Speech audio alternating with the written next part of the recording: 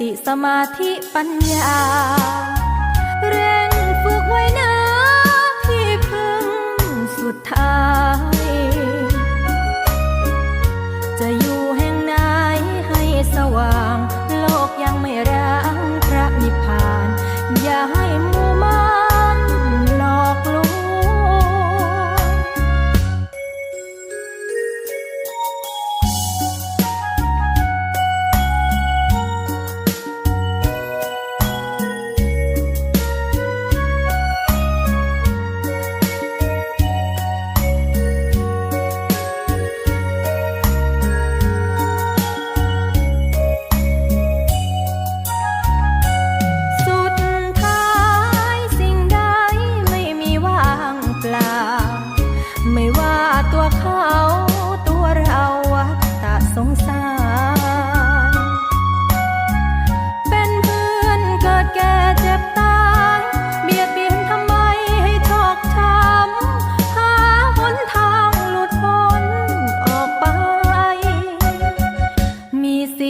สติสมาธิปัญญาเร่งฝึกไว้นะที่พึ่งสุดท้ายจะอยู่แห่งไหนให้สว่างโลกยังไม่ร้างพระนิพพานอย่าให้หมู่มารหลอกลวง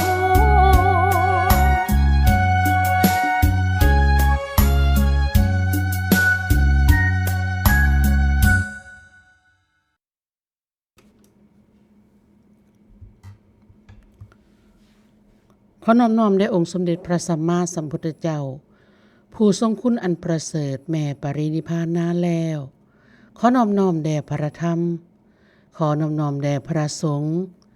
กราบนมัสการหลวงพ่อวิระศิลาโชโตกราบนมัสการพระคุณเจ้าทุกรูปทุกวัดธรรมสวัสดีเพื่อนกัลยาณมิตรทุกท่านที่กำลังติดตามรับฟังคลื่น FM 104.25 เมกะเฮิรตซ์สื่อสังสรรค์การเรียนรู้การศึกษาการปฏิบัติและเผยแผ่พระพุทธศาสนาทำการออกอากาศจากวัดป่าบ้านสังคุยอำเภอพังโคนจังหวัดสกลนครค่ะพร้อมทางธรรมสวัสดีไปยังเพื่อนกัลยาณมิตรทุกท่านที่กำลังติดตามรับฟังทั้งบนโลกโซเชียลทุกแพลตฟอร์มบนโลกโซเชียลค่ะมื้อนี้กามาพบกันในรายการแผ่นดินทำยามเช้าซึ่งตรงกับวันเสาร์ที่7เดือนมีนาคมปีพุทธศักราช2569แรม4ค่ำเดือน4ปีมะเมียค่ะมาพบกันมื้อนี้ในรายการสดท่านผู้ฟังที่กำลังติดตามรับฟังก็สามารถแจ้งผลของการรับฟังสนทนากับผู้ดำเนินรายการได้ที่หมายเลข0420902271ค่ะ0420902271ค่ะนะคะมื้อนี้ก็มาพบกันในรายการสดนะคะมาผู้เดียวนะคะเสียงเพลงสุดทางที่พระนิพพานจบขึ้นลังขึ้นนะคะก็เป็นนั้นว่าเฮาสิได้พบกันในรายการสดนะคะ มื้อนี้แม่ครูเพิ่นมีภารกิจบ่สามารถที่สิวางมือได้ว่าซั่นให้อนุสรณ์มาคนเดียวก็ถือว่าโชคดีนะที่เพิ่นยังทักมาบอกเพราะว่าอนุสรณ์ลืมมือลืมเว้นบ่ฮู้เด้ว่ามื้อนี้เป็นวันเสาร์คันเพิ่นบ่โทรมาบอกนะคะเซยอยู่แล้วนะคะบ่รู้เลยนี่ล่ะคือความจำสัญญามันสั่น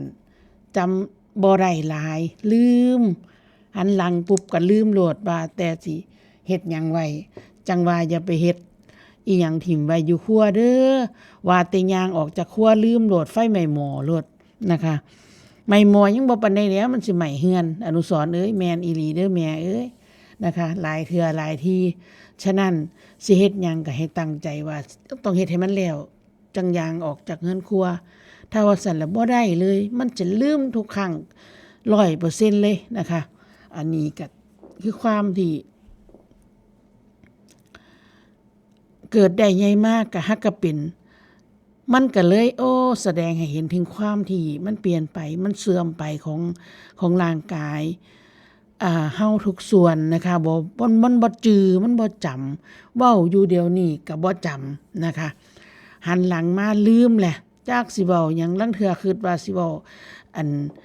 นำกันเดี๋ยวนี้คิดออกถ้าเพิ่นเว้าจบก่อนพอเพิ่นเว้าจบเจ้าของลืมล่ะสมมั่วว่าโอ้ยอันมันได้เว้าแทรกกันแล้วเป็นการเสียมารยาทเพิ่นเว้าว่าท่านจบเจ้าของญาติลืมเลยฟ้าวเว้าโอ้ยจะมันแม่นเด้อแม่เอ้ยนะคะทางนี้ทั้งนั้นที่เฮาเจ้าข่อยก็อย่าถือสาหาความกันก็แล้วกันอย่าเอาผิดเอาถือกันนะคะให้อยู่ด้วยความเข้าใจซึ่งกันว่ามันเปลี่ยนไปมันเฒ่ามันบ่ได้ดังใจเฮาเนาะตั้งแต่เจ้าของเองก็ยังบ่ได้ดังใจเจ้าของแม่นบ่แม่สินับภาษาหยังคนอื่นเขาสามารถสิมาได้ดังใจเฮานะคะฝึกนำตรงนี้นำหมู่นี้แล้วฝึกธรรมะก็ได้นะคะผ่านไปเรียบร้อยอย่างสมบูรณ์แบบงานระดมพลคนสีขาวของเฮานะคะขออนุโมทนาทุกท่านทุกคนกับญาติธรรมของเฮานะคะมากหน้าหลายตาทั้งคนเก่าคนใหม่นะคะเป็นกิจกรรมที่งดงามนะคะน่าเลื่อมใสเพราะว่าเงียบสงบบ่มีอบายมุขเข้ามาเจือปนทุกท่านทุกคนเข้าสู่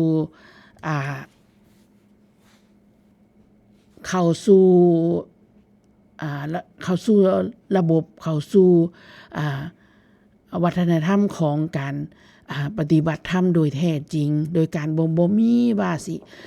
ผู้นั้นผู้นี้มีปัญหาอันนั้นอันนี้เพิ่นพาเฮ็ดหยังก็เฮ็ดครูบาอาจารย์พาเฮ็ดหยังก็เฮ็ดพาเดินจงกรมก็เดินนะคะเข้าสู่ระบบโดยอัตโนมัติสวยงามนะคะเป็นบุญแท้ๆขออนุโมทนาบุญทุกท่านกับทุกท่านทุกคนนะคะซึ่งก็มีญาติธรรมของเฮามากันหลายอยู่นะคะตามที่เพิ่นลงทะเบียนไว้ก็100กว่าคนนะคะซึ่งถ้าเปรียบเทียบกับตะกี้นะคะกันหน่อยกว่าอยู่นะคะสมัยตะกี้คันงานนี้ก็จะประมาณ300-400พุ่นแล้วแต่ว่าก็ว่าบ่ได้เพราะว่ามาถึงมื้อนี้มันผ่านไป10กว่าปี20ปีแล้วมันบ่คือเก่าเด้ซั่นเนาะแม่นบ่แม่บ่คือเก่าจังได๋ก็แม่นตัวผู้ลางคนก็ตายไปเบิดแล้วเด้นะคะส่วนหนึ่งก็เฒ่าขึ้นหลายมาบ่ได้แล้ว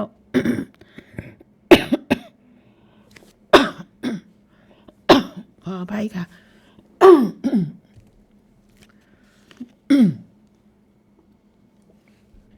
มาเองบ่ได้แล้วลูกหลานบ่ว่างบ่ได้พามาก็มาบ่ได้แล้วนะคะส่วนหนึ่งก็มีภารกิจนะคะอยู่เฮือนก็ฟัง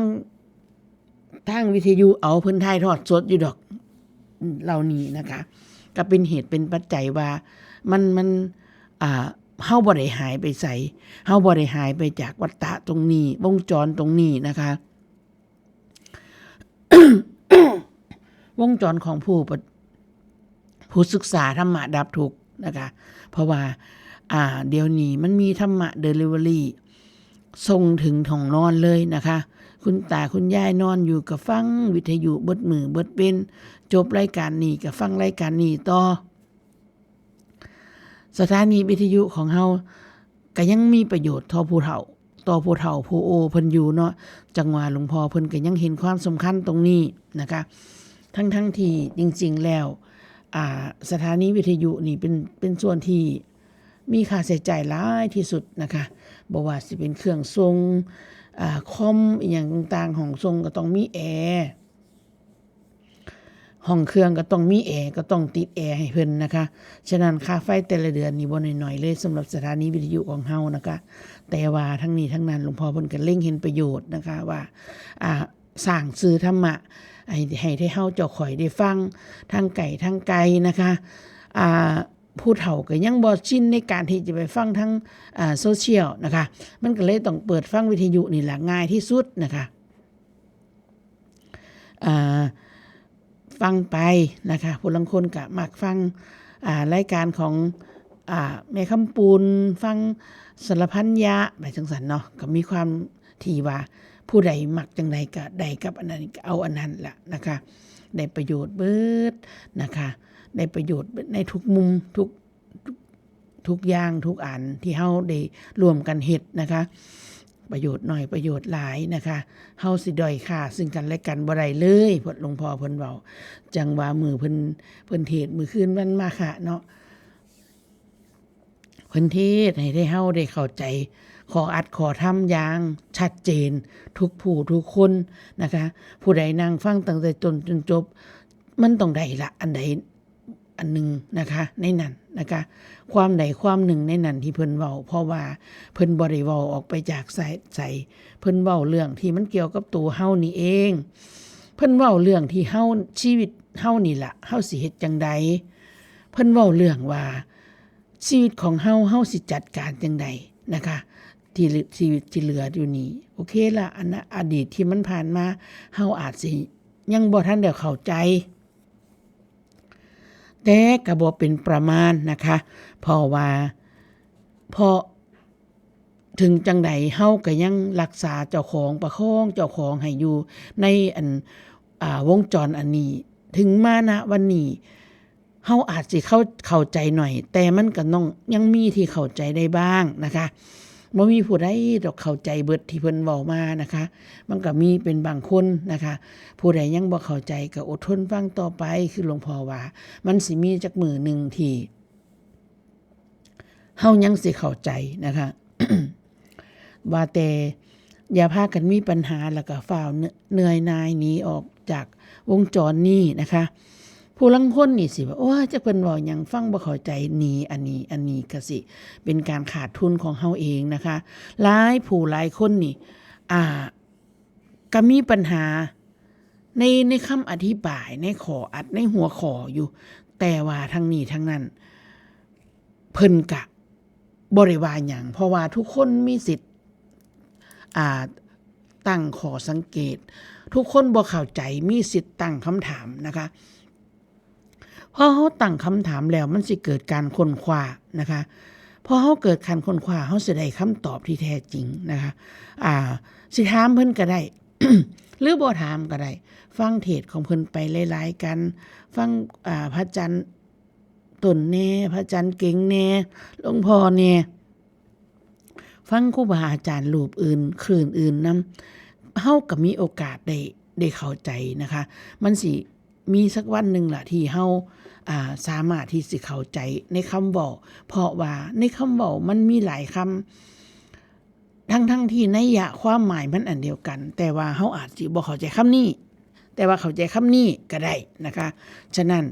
การที่เฮาได้ฟังคำนี้เฮายังบ่เข้าใจเฮาก็อย่าพึ่งเหนื่อยหน่ายอย่าพึ่งหนีออกจากแบบอย่าเว้าอย่าพึ่งเพิ่นว่าจังได๋ล่ะอย่าพึ่งตั้งข้อหาว่าครูบาอาจารย์เว้าบ่ถูกนะคะเพิ่นเว้าจังใดเฮายังเพิ่นเว้าจังใดมาเฮายังฟังบ่เข้าใจก็ฟังไปเรื่อยๆซะก่อนนะคะอย่างเช่นมีญาติธรรมของเฮาเว้าว่าโอ้ยสมัยแต่กี้บ่เข้าใจหลวงซุญาติธรรมวัดเฮาว่าหลวงพ่อพาเว้าว่าแล้วแต่เหตุปัจจัยว่าแต่ว่าแต่กี้เคยได้ยินแต่คำว่ากฎอิทัปปัจจยตาว่าซั่นเพิ่นว่ามันก็เป็นเหตุปัจจัยคือกันนะคะความหมายมันนัยยะของมันก็คือมันเป็นเหตุเป็นปัจจัยซึ่งกันและกันนะคะอันนี้ก็ได้นะคะซึ่งเฮาเองบ่เข้าใจในคำนี้บ่แม่นเรื่องแปลกแล้วก็อย่าพึ่งเพ่งโทษนะคะฟังไปฟังมาคำอธิบายมันสิเชื่อมหากันเองนั่นล่ะนะคะซึ่งมือนั้นมีญาติธรรมของเฮาหลายท่านหลายคนที่ฟังแล้ว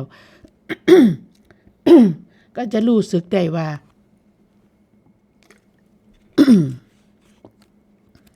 ปานงายของที่ความนะคะเพราะว่าหลวงพ่อเพิ่นใส่คำเว้าที่มันเป็นภาษารวมสมัย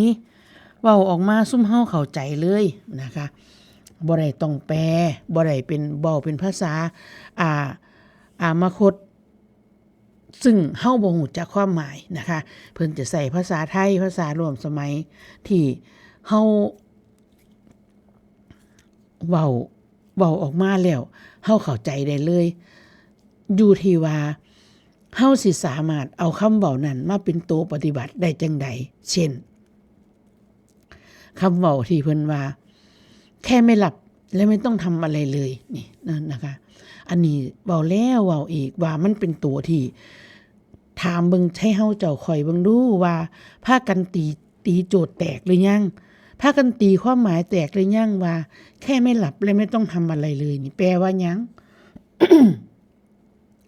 บ่ได้หมายว่าอยู่ซื่อๆเด้แม่นบ่ล่ะแม่บ่ได้หมายความว่าอยู่ซื่อๆแต่ว่าการที่เฮารู้หยังขึ้นมาให้เข้าใจต่อไปถึงธรรมชาติของมันเลยว่ามันเป็นเช่นนั้นเองนะคะบ่แม่นว่าเฮาสิไปคัดแย้งแสดงวิสัยทัศน์สิเอาผิดเอาถูกนั่นคือการที่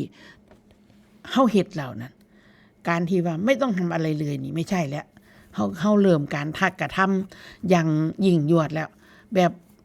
รอดล้นพร้อมเพราะว่าต้องให้มันเป็นจังซี่แม้ต้องเว้าจังซี่แม้มันจังสิถูกนี่มันก็คือตัวเฮาล้วนๆนะคะเป็นตรรกะของเฮาล้วนๆบ่เกี่ยวกับธรรมะเลย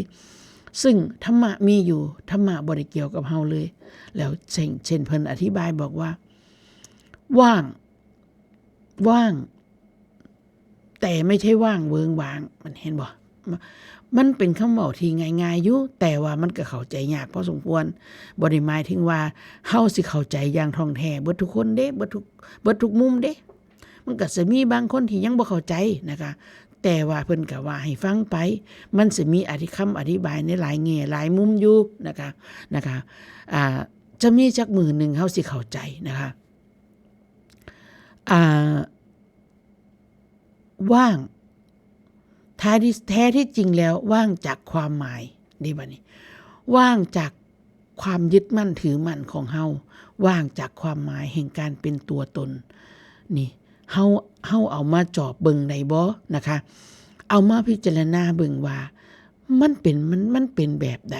ในการที่ว่างจากความหมายว่างจากความยึดมั่นถือมั่นมันเป็นแบบใดนะคะสิ่งเหล่านี้มันสิเกิดมันสิรู้อยู่แก่ใจตัวเฮาเองเด้เฮาสิฟังเพิ่นกันขนาดใดมันก็ได้แค่ความเข้าใจแต่การแตะสภาวะเป็นเรื่องของเฮานะคะเฮาเองจะต้องเป็นผู้แตะสภาวะเองนะคะให้เฮาจะต้องมีความระมัดระวังในเรื่องของการมันสิสุดโต่งไปในตรรกะของเจ้าของนะคะจำเป็นอยู่ดีที่จะต้องเอาคำเว้าของครูบาอาจารย์มาเป็นบังเหียนควบคุมพฤติกรรมของเจ้าของทั้งกายวาจาใจนะคะเอาธรรมะเอาคำเว้าคำสอนของครูบาอาจารย์มาเป็นบังเหียนควบคุมพฤติกรรมของตัวเฮานะคะอันนี้ก็ขอฝากไว้ให้ญาติธรรมของเฮาทุกท่านทุกคนนะคะเพราะว่ามันเป็นสิ่งที่มันสิบ่เกิดประโยชน์กับตัวเฮาถ้ามื้อใดวันใดที่เฮาเอาตรรกะเจ้าของมาแถมาตะแคงมายืนยันมานอนยันมาเถียงนะคะมันสิบ่เกิดประโยชน์แล้วท้ายที่สุดแล้วเปลืองพลังงานสื่อปัญญาเฮาก็สิบ่เกิดเพิ่มขึ้นนะคะอันนี้ก็ขอฝากไว้นะคะมื้อนั้นมื้อวันมาฆบูชาเนาะสาธุบุญเฮามองเห็นเลยว่าเป็นบุญทุกท่านทุกคนบ่ว่าสิเป็นผู้ที่มาร่วมปฏิบัติมาร่วมกิจกรรมบ่ว่าสิเป็นผู้ที่มาเฮ็ดโรงทานนะคะทุกท่านทุกคนอิ่มบุญไปตามๆกันย้อนหยังย้อนเฮาสิเบิ่งครูบาอาจารย์เพิ่นบ่ได้พาให้เฮาหลงทางเพิ่นประพฤติปฏิบัติให้ตามทำนองคองธรรมบ่ได้พาบิดผิวแม้แต่หน่อยบ่ได้หลงอยู่ในมุมใดมุมหนึ่งบ่ได้หลงอยู่ในศีลพัตตปรามาสบ่ได้หลงอยู่ในคำบอกมุมใดมุมหนึ่งในความศักดิ์สิทธิ์ยินดีอีหยังทั้งสิ้นเพิ่นเว้าแต่ความสัจจะให้เฮาฟังเพิ่นเผยแผ่ความเป็นอริยสัจให้ซุมเฮาฟังความจริงอันประเสริฐของโลกนี้ในทุกๆมุมในทุกๆด้านนะคะบ่ว่าสิเป็นมุมที่เฮาเองเป็นคฤหัสถ์ของเรือนเฮาจะต้องมีเฮาเ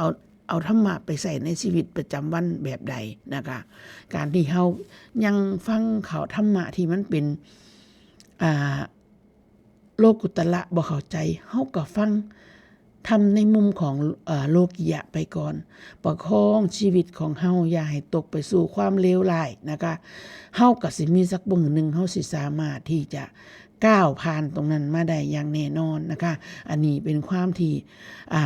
เมตตาของครูบาอาจารย์เพิ่นให้สอนให้เฮาในหลายแง่หลายมุมเพิ่นบ่ได้บอกบ่ได้เว้าเด้ว่าเฮ็ดจังซั่นบ่มีประโยชน์บ่ต้องนั่งดอกสมาธิบ่ต้องเดินดอกจงกรมเพิ่นบ่ได้ว่าแต่เพิ่นเว้าให้เฮาฟังว่าถ้าสิเอาให้มันทันกิเลสอีหลีต้องที่นี่เดี๋ยวนี้นี่เพิ่นว่าแบบนี้บ่ได้หมายความว่าแต่การกระทำตรงนั้นเพิ่นบ่ได้ห้ามหลวงพ่อบ่ได้ห้ามแล้วเพิ่นก็บ่ได้ด้อยค่านะคะญาติธรรมของเฮาก็อย่าได้เข้าใจผิดนะคะอย่าได้ไปเข้าใจผิดตีความผิดนะคะหลวงพ่อเพิ่นแค่บอกว่า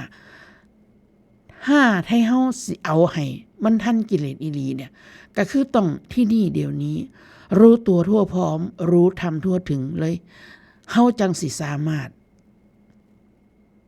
เอาจิตของเฮาอยู่เพราะเพิ่นบอกว่าเบญจขันธ์ขันธ์ทั้ง5ของเฮานี่ทำงานรวมกันอยู่ที่จิตถ้าเฮาเอาจิตเฮาอยู่เฮาก็สิสามารถรักษาเจ้าของควบคุมเจ้าของในทุกอริยบทให้บ่ให้ความกิเลสตัณหาเข้ามาครอบงำนะคะโดยที่บ่ได้เป็นเรื่องที่ว่ายากเกินที่เฮาเจ้าข่อยสิเฮ็ดบ่ได้นะคะหลวงพ่อเพิ่นอธิบายชัดเจนนะคะบางท่านบางคนสิไปเข้าใจความคำที่เพิ่นอธิบายที่พูดถึงคำธรรมะที่เพิ่นเว้าถึงการที่ไม่มีตัวตนแบบไหนการละวางแบบไหนเพิ่นเอามาเว้าเถียงกันกับการใช้ชีวิตประจำวันธรรมะในโลกของคุณธรรมศีลธรรมมันสิขัดแย้งกันได้แม่นะคะอันนี้เฮาต้องฟังดีๆนะคะอย่าไปเฮ็ดให้มันเอียงนะคะต้องฟังแบบตรงไปตรงมาต้องอุชุธรรมนะคะอันนี้เป็นสิ่งที่หลวงพ่อเพิ่นอยากนำเสนอซุมเฮานะคะอันนี้ก็ฝากไว้บางท่านบางคนอาจสิฟังความในนัยยะของหลวงพ่อบ่เข้าใจนะคะอาจจะมาฟังคำอธิบายในอีกมุมนึงที่อนุสรณ์กำลังเว้าอยู่นี่อาจจะเข้าใจนะคะอันนี้ก็เป็นการที่ว่าอนุสรณ์เองก็เว้าสู่เจ้าของฟังคือกันนะคะตอกย้ำเข้าไปถึงแม้ว่าสิมีความเข้าใจในระดับหนึ่งนั่นละแต่ว่าอนุสรณ์ก็เว้าเพื่อตอกย้ำความเข้าใจของเจ้าของเพื่อให้มันเข้าสู่โหมดของการนำไปปฏิบัติให้ได้นะคะคนเฮานี่มันก็ต้องเข้าใจซะก่อนหลวงพ่อว่ามันก็ต้องเข้าใจซะก่อนมันจังสิปฏิบัติถูกเพิ่นว่าอันนี้ก็คือกันนะคะคือกันกับเฮาไปสิไปใส่เฮาก็ต้องฮู้จักหนทางซะก่อนว่ามันไปทางใดออกทิศใต้ทิศเหนือมันก็จังสิไปถูกแม่นบ่อันนี้คือกันนะคะเพิ่นก็เว้าจังซี่นะคะเฮาก็เข้าใจอนุสรณ์ก็เข้าใจในระดับหนึ่งก็สาธุอนุโมทนาบุญสมัยตะกี้ก็คือเฮาเข้าใจนั่นแหละเฮาเข้าใจว่านิพพานนี่เป็นเมืองนึงที่อยู่หม่องใดสักแห่งนึงนี่ล่ะแม่นบ่ล่ะซึ่งจะต้องอาศัยความเวียนว่ายตายเกิดสั่งสมบารมีมาข้ามภพข้ามชาติจังสิไปฮอดโดยการที่แบบหายตัววับเข้าไปเลยมันก็คิดไปจังซั่นแม่นบ่ล่ะแต่ความเป็นจริงแล้วเพิ่นก็บอกว่ามันก็คือการบ่ยึดมั่นถือมั่นในอุปทานในขณะที่จิตเฮาว่างมันก็สิเป็นสภาวะที่เป็นนิพพานไปเรื่อยๆจากโดนๆสิเกิดเทื่อนึงก็ให้มันเกิดดุขึ้นนะคะนั่นคือการเตือนสติของเฮาตัวเฮาเองอย่าให้มันหลุดเช่นมันเกิดอาการโมโหนี่แม่นบ่ล่ะมันห้ามบ่ได้ดิมันสูญนั่นบ่ล่ะแต่ว่าในขณะที่มันสูญสมัยตะกี้มันก็ด่ากันลดแล้วมันก็เถียงกันลดแล้วมันก็นำเหยียบเล็บกันลดแล้วแม่นบ่ล่ะแต่ว่าพอเดี๋ยวนี้เฮาก็ยังมีสติว่าควบคุมพฤติกรรมของเจ้าของโดยการที่บ่ได้ เพ่งคำเว้าพรุสวาทออกไปมันคุกรุ่นอยู่ในหัวใจเฮาพี่นะอันนี้ก็คือการเฮาได้เข้าสู่ปฏิบัติแล้วขั้นหนึ่งได้แม่เฮาสิเฮ็ดจังได๋เพราะว่าชีวิตของเฮาบ่รู้เฮาเกิดมาจากความถูกครอบงำของความบ่รู้มาตลอดนะคะเฮาบ่รู้ว่าเจ้าของเกิดย้อนหยังได้มีหยังจังเกิดได้เกิดมามันเกิดจากความอวิชชาเฮาบ่รู้จักเลยว่าเฮาถูกความถูกครอบงำนะคะการที่เฮาศูนย์นี่ก็บ่ได้รู้เด้นั่นว่าเจ้าของถูกแปะตายแม่นบ่ล่ะห้วยมันสิเหลือเลยเจ้ามาด่าข่อยก็ด่าเก่งคือกันมันจะมาสิยอมแม่นบ่ล่ะนั่นล่ะบ้านนี้การที่เฮาเถียงกันด่ากันให้กันสิว่าบอกว่าเจ้าของเถียงชนะแล้วเจ้าของเก่งมันบ่แม่นเด้บัดนี้ถ้ามาเว้าในทางธรรมแล้วโอ้ย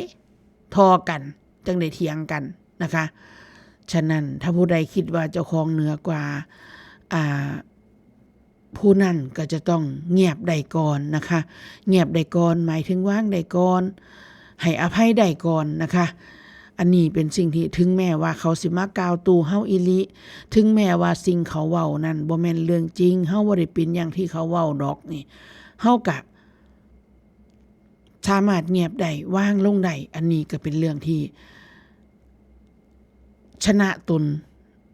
สูงที่สุดนะคะเพิ่นว่านะคะอันนี้เป็นชนะคนอื่น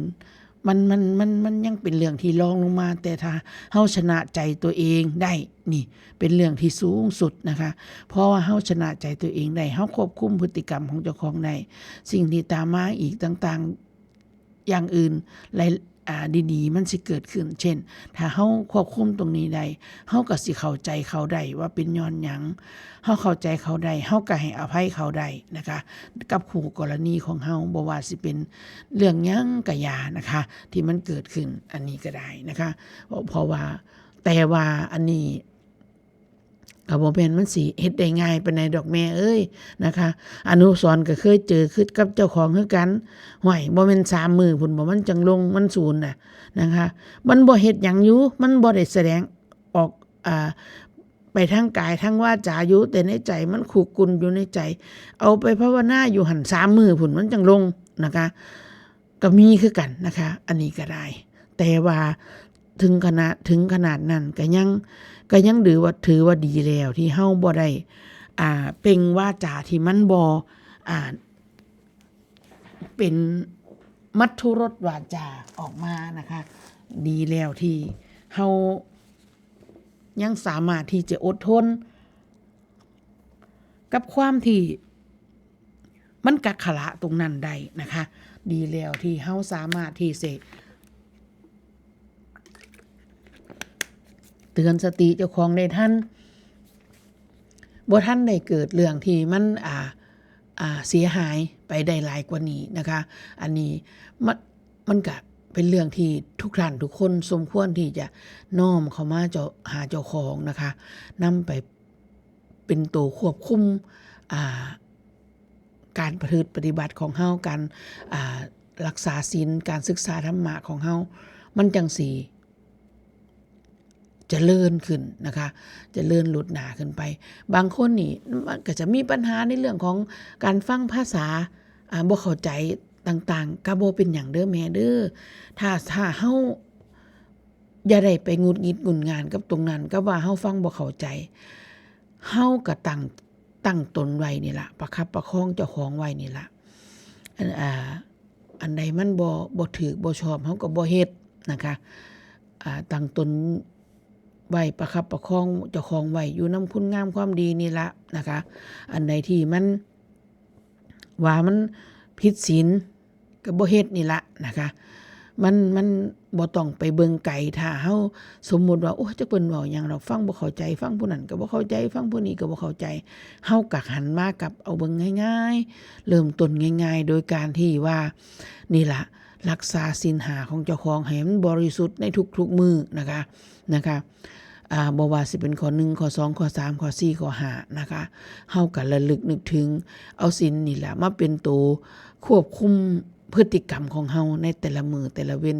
ก็ได้คือกันนะคะสักมือหนึ่งเฮายังสิเดินไปสู่จุดนั้นได้คือกันขออย่างเดียวว่าเฮาแต่อย่าฝ่าวหนีจากวงจรนี้ไปนะคะเฮ็ดใดมือหนึ่งก็ถือว่ามือหนึ่งเฮ็ดใดอีกมือสองก็เป็นมือสองนะคะบ่ต้องไปหวังผลอีหยังหลายนะคะเฮ็ดไปรักษาเจ้าของไปแบบนี้มื้อนี้ตื่นเช้าขึ้นมาก็ลื่นมื่นตาขึ้นมาก็ให้คือให้นึกถึงเลยว่าเฮาเป็นมนุษย์วิรัติศีล5ไว้ให้กับเจ้าของเลยนะคะตั้งแต่ตื่นพุ่นตั้งแต่มื่นตาขึ้นพุ่นแม่มื้อนี้เฮ็ดไปจังซี่เฮ็ดไปเรื่อยๆเป็นสมมุติฐานของมันนะคะบ่ต้องห่วงว่าบ่ต้องไปกังวลบ่ต้องห่วงว่าโอ้ยยามใดเนาะจังสิเข้าใจนำเพิ่นยามใดเนาะจังสิฮู้นำเพิ่นบ่ต้องไปห่วงบ่ต้องไปกังวลจังซั่นคือหลวงพ่อเพิ่นก็เว้ามื้อนั้นว่าคือการกินข้าวนี่เฮาก็กินไปเรื่อยๆอันคำใดที่เฮาอิ่มเฮาบ่ได้คิดไว้ก่อนหรอกเฮาก็กินไปพอมันอิ่มมันก็อิ่มเองนะคะอันนี้ก็เป็นเรื่องที่เฮาเอามาอุปมาให้เห็นภาพนะคะว่าให้กำลังใจญาติธรรมของเฮาทุกท่านทุกคนที่ฟังเท่าใดก็บ่เข้าใจฟังเท่าใดก็บ่เข้าใจนั่นเองนะคะก็คือยังหน่อยๆก็ขอฝากไว้ว่าเฮาก็กลับมาควบคุมพฤติกรรมของเฮานี่ล่ะนะคะในเรื่องของคือจังเว้านี่ล่ะเอาศีล5มาควบคุมนี่ล่ะนะคะบัดนั้นมันยังสิมีโอกาสที่สิก้าวไปอีกสเต็ปหนึ่งอย่างแน่นอนนะคะบ่ต้องสงสัยนะคะเฮ็ดไปนี่ล่ะแม่นบ่ล่ะเฮ็ดจังได๋เฮาบ่รู้เฮาได้เกิดมาแล้วเฮาได้เกิดมาแล้วเฮาได้ลงไปมีครอบครัวมีครัวแล้วเฮาได้มีลูกพอมีครอบมีครัวมันก็เลยมีลูกมันก็เลยมีหลานนะคะเฮ็ดจังได๋บ่เป็นล่ะเฮาก็ต้องเสียจังได๋สันคันบ่ซอยเขาเลี้ยงหลานเขาก็บ่ได้ไปทำงานนะคะเฮาก็เฮ็ดไปจังซี่แล้วแม่เอ้ยนะคะมันก็ต้องเฮ็ดไปนี่บริหารชีวิตของเฮาแต่ต่อจากนี้ไปเฮาสิตั้งปณิธานเจ้าของว่าอันใดที่มันเลวร้ายเฮาก็สิลดละไปเรื่อยๆบ่ว่าสิเป็นผู้ที่เคยอย่างเช่นกินเหล้าอย่างจังซี่นะคะเฮาก็สิลดไปเรื่อยๆจังซี่เฮามันก็ต้องมีโอกาสแม่แม่นบ่มันต้องมีโอกาสแม่จังมันก็จะต้องดีขึ้นแม่อย่างน้อยๆเนี่ยขอให้เฮาคิดว่าที่สิลดนะคะแต่มันมีหลายข้อมูลว่าอย่างเช่นผู้ที่เพิ่นติดเหล้านี่นะคะผู้ที่เพิ่นติดเหล้าหมอเขาก็จะบอกว่ามันลดมันเลิกเองบ่ได้นะคะอันนี้มันต้องไปหาหมอนะถ้าญาติธรรมของเฮาผู้ที่ฟังอยู่มีข้อมูลแบบนี้กลับไปหาหมอนะคะถ้าเฮาตั้งใจที่ว่าเฮาสิอยากเลิกนะคะอันนี้ก็เป็นการที่นำตัวเองเข้าสู่หนทางแล้วได้แม่นะคะบ่แม่นเรื่องที่ว่าไกลโตเด้นะคะบ่แม่นเรื่องที่ว่าไกลโตแล้วก็ยากเกินกว่าที่เฮาสิเฮ็ดได้บ่แม่นนะคะเพราะว่านี่ก็เป็นเรื่องที่มันพิสูจน์ได้โดยตัวของเฮาเองนะคะมีลูกมีหลานก็ซอยเขาไปเลี้ยงลูกเลี้ยงหลานแต่เจ้าของก็ตั้งมันไว้นะคะตั้งตนประคองตนไว้ส่วนลูกหลานเขาสิเฮ็ดจังใดก็อย่าไปหายไปยากเขาเฮาก็เบิ่งไปอันใดที่มันบ่เกินไปเฮาก็ปล่อยได้ก็ปล่อยว่างใดก็ว่างนะคะเอาหูไปหน้าเอาตาไปไล่บ้างแต่อันใดที่มันบ่ได้ละว่าซั่นมันปล่อยบ่ได้ละว่าซั่นเฮาก็ต้อง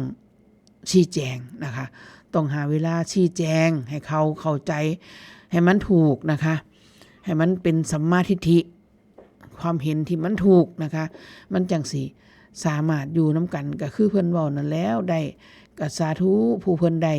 ลูกดีผัวดีเมียดีนะคะมันก็บ่เป็นอุปสรรคได้แม่นอยู่เด้สมมุติว่าผู้ใดลูกเต้าก็บ่คือชาวบ้านเขาโอ้ยมันของมันเกาะมันเกี่ยวว่าสิวางปานใดมันก็วางบ่ได้ว่าสิบ่ยึดมันก็ยึดนะคะอันเฮ็ดจังได๋ล่ะเฮามันก็เป็นทาสกันมาแล้วเนาะ มันก็บ่ได้ว่าล่ะมันก็เป็นทาสกันมาแล้วแต่ว่าถึงจังใดก็อย่าเฮาก็อย่าปล่อยให้เจ้าของขาดทุนล่มจมไปนำเขาเด้อสมัยแต่กี้ขน้อยเคยเว้าอยู่ว่าคุณแม่อุบาสิกาเพิ่นสอนเพิ่นเว้าสู่ขน้อยฟังว่าเขาด่าหัวกูปานใดกูแล้วบ่มีเวลาเครียดกูกลับมาเบิ่งเจ้าของอันนี้ก็คือกันนะคะสิ่งเหล่านี้ใช้ได้ทุกยุคทุกสมัยเด้อแม่เด้อบ่ล้าสมัยมันเป็นจังซั่นอีหลีได้แม่ถ้าสมมุติเฮาเจออีหยังกระทบอย่างรุนแรงนี่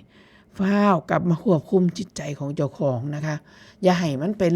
มีอารมณ์ร่วมน้ำเขาเช่นเขาด่ากระสูนกระเครียดกระไห้กระห้องให้ห้องบันไดน้ำตาไหลจนเป็นใจกะบ่เป็นหยังแต่ว่าจิตของเฮามันต้องมีหม่องนึงที่เฮาสิต้องมีที่อยู่ของเฮานะคะเฮาสิบ่ได้ไปลมจมน้ำเขาเบิด 100%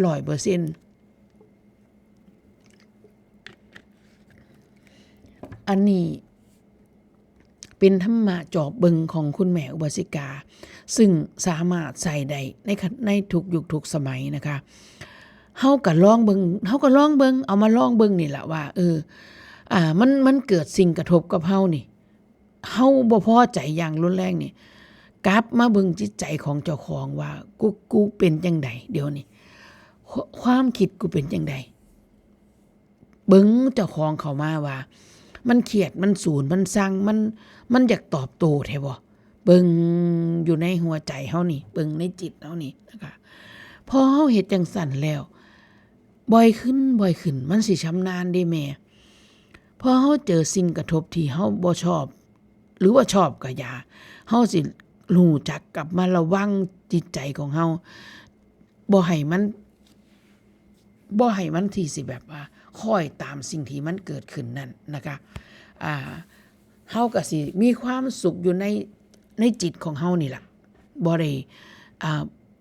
ถามว่าเฮาสิไปอยากให้เขาเจ้าเป็นจังซั่นจังซี่บ่มันสิน้อยลงนะคะสมัยตะกี้นะมันก็ว่าตั้งตนเป็นผู้ดีตัวแม่นบ่มันก็ว่าเขาเป็นผู้ร้ายอยู่เขาก็ดีอยู่แต่ดีหน่อยก็ข่อยเด้มันสิว่าจังซี่เด้ข่อยดีหลายกว่าเด้มันสิว่าจังซี่เด้มันบ่ล่ะซึ่งมื้อวานมื้อก่อนหลวงพ่อเพิ่นก็เทศน์เรื่องนี้นะคะเพิ่นก็เว้าเรื่องนี้นะคะอันนี้มันเป็นเรื่องจริงเลยทั้งที่จริงๆแล้วมันก็ซ้ำกันนั่นล่ะนะคะโดยเฉพาะผู้ที่ไปตั้งข้อหาคนอื่นยกเจ้าของเป็นผู้ดีให้คนอื่นเป็นผู้ร้ายนั่นโอ้ยมันบ่ได้แม่นเด้อแม่เด้ออันนั้นให้ระวังนะคะเฮาซึ่งเป็นนักศึกษาวิชาธรรมะดับทุกข์แล้วให้หลีกเลี่ยงให้ไกลตรงนี้นะคะสิมาว่าเจ้าของเป็นคนดีแล้วให้คนอื่นเป็นคนบ่ดีนั่นบ่แม่นเด้อกิเลสล้วนๆนะคะผู้ลางคนผัดเว้าว่าละสิให้คนชั่วไปคบกับไผล่ะคันบ่ไปคบคันคนดีบ่คบนำคนชั่วโอ้ยมันบ่แม่นมันเป็นกิเลสของเฮาเด้อแม่เด้อเว้าจังซี่มันบ่ถูกคนชั่วเขาเจ้าก็คบกับหมู่เขานั่นละนะคะให้ระวังว่า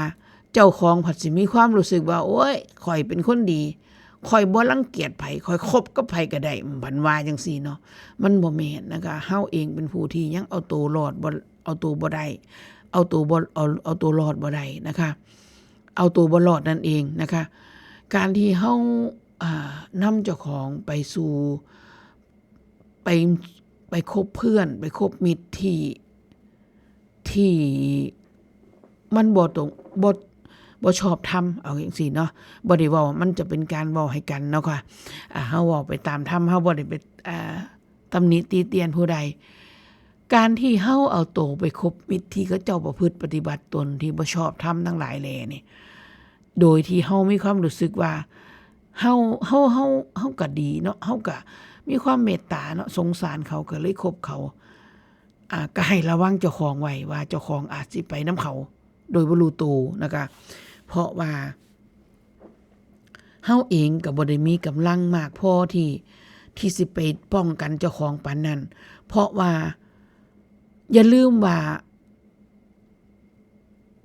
มันคือคำเว้าของพระพุทธเจ้าพุ่นเด้ในเรื่องของมงคลชีวิต ไม่คบคนพาลนะคะเพิ่นบอกจังซี่เด้ไม่คบคนพาลให้คบบัณฑิตเพิ่นว่านี่เห็นบ่เพิ่นบ่ได้ในที่นี่เพิ่นบ่ได้หมายความว่าที่สิไปรังเกียจเขาเด้มันเป็นเรื่องของเขาไงนะคะหลวงพ่อเพิ่นก็บอกเรื่องของเขาหลวงพ่อเพิ่นก็เทศน์ให้เฮาฟังแต่ให้เฮาเจ้าข่อยสิจับได้บ่ประเด็นนี้นะคะไม่คบคนพาลนะหลวงพ่อไม่อยากไปยุ่งด้วยมันอันตรายกับตัวเรานี่เห็นบ่แม่แต่เพิ่นระดับนั้นเพิ่นยังยกแต่ว่าเพิ่นก็มีความเมตตาสงสารกับผู้ที่เขาเป็นคนพาลเพิ่นก็อนุเคราะห์สงเคราะห์ไปตามฐานะความที่มันเป็นไปได้อนุเคราะห์สงเคราะห์เป็นไปได้นะคะในสิ่งที่เป็นไปได้ให้เฮาเจ้าข่อยคือกันนะคะอย่าคิดว่าเจ้าของสิคักโอ้ยฉันไม่มีปัญหานะคุณนุฉันคบใครก็ได้ระวังเจ้าของแน่นะคะมันสิเป็นเรื่องที่เฮาสิพลาดพลั้งไปนะคะเป็นเพราะว่าเป็นเรื่องที่บ่แม่นเรื่องสิเว้าเล่นๆเว้าได้ง่ายๆนะคะได้เฮาก็ได้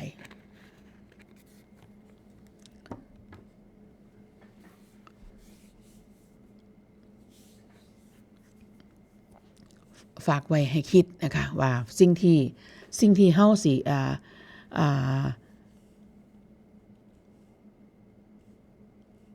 สิ่งที่เฮาสิ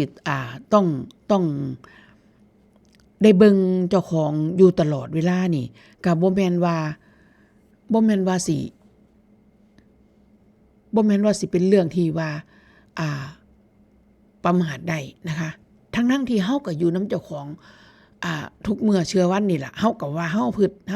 ควบคุมพฤติกรรมของเจ้าของอยู่ตลอดไปนี่ล่ะแต่ว่ามันบ่แม่นจังซั่นเด้นะคะเฮาก็ว่าเฮาควบคุมเจ้าของอยู่นี่ล่ะแต่ว่ามันก็ยังมีโอกาสที่สิ